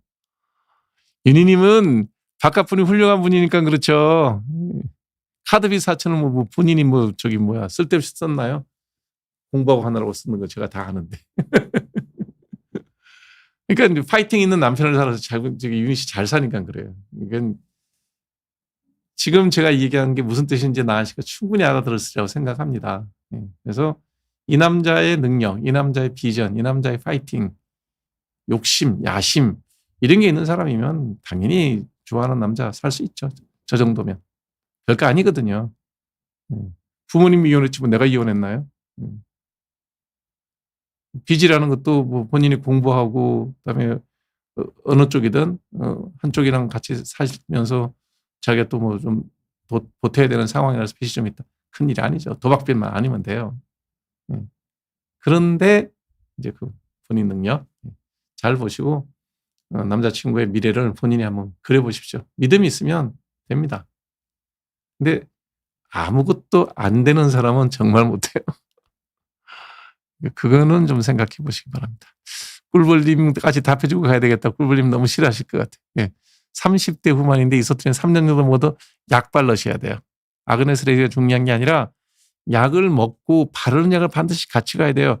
밥하고 김치하고 찌개를 같이 먹어야지 밥만 먹으면 배 부르게 못 먹죠. 맛도 없고.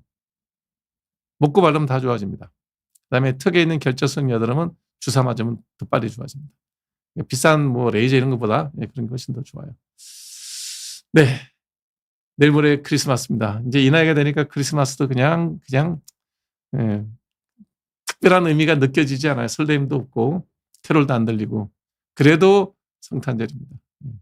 12월 25일 성탄절 행복하고 즐겁고 그런 성탄절이 됐으면 좋겠다 그런 생각을 합니다. 다음 주 화요일 날 한 번 더 있네요. 네, 새해 인사는 그때 드릴 수가 있는 기회가 있습니다. 네, 크리스마스 즐겁게 보내시고요. 다음 주 화요일 날 뵙겠습니다. 편한 밤 되십시오.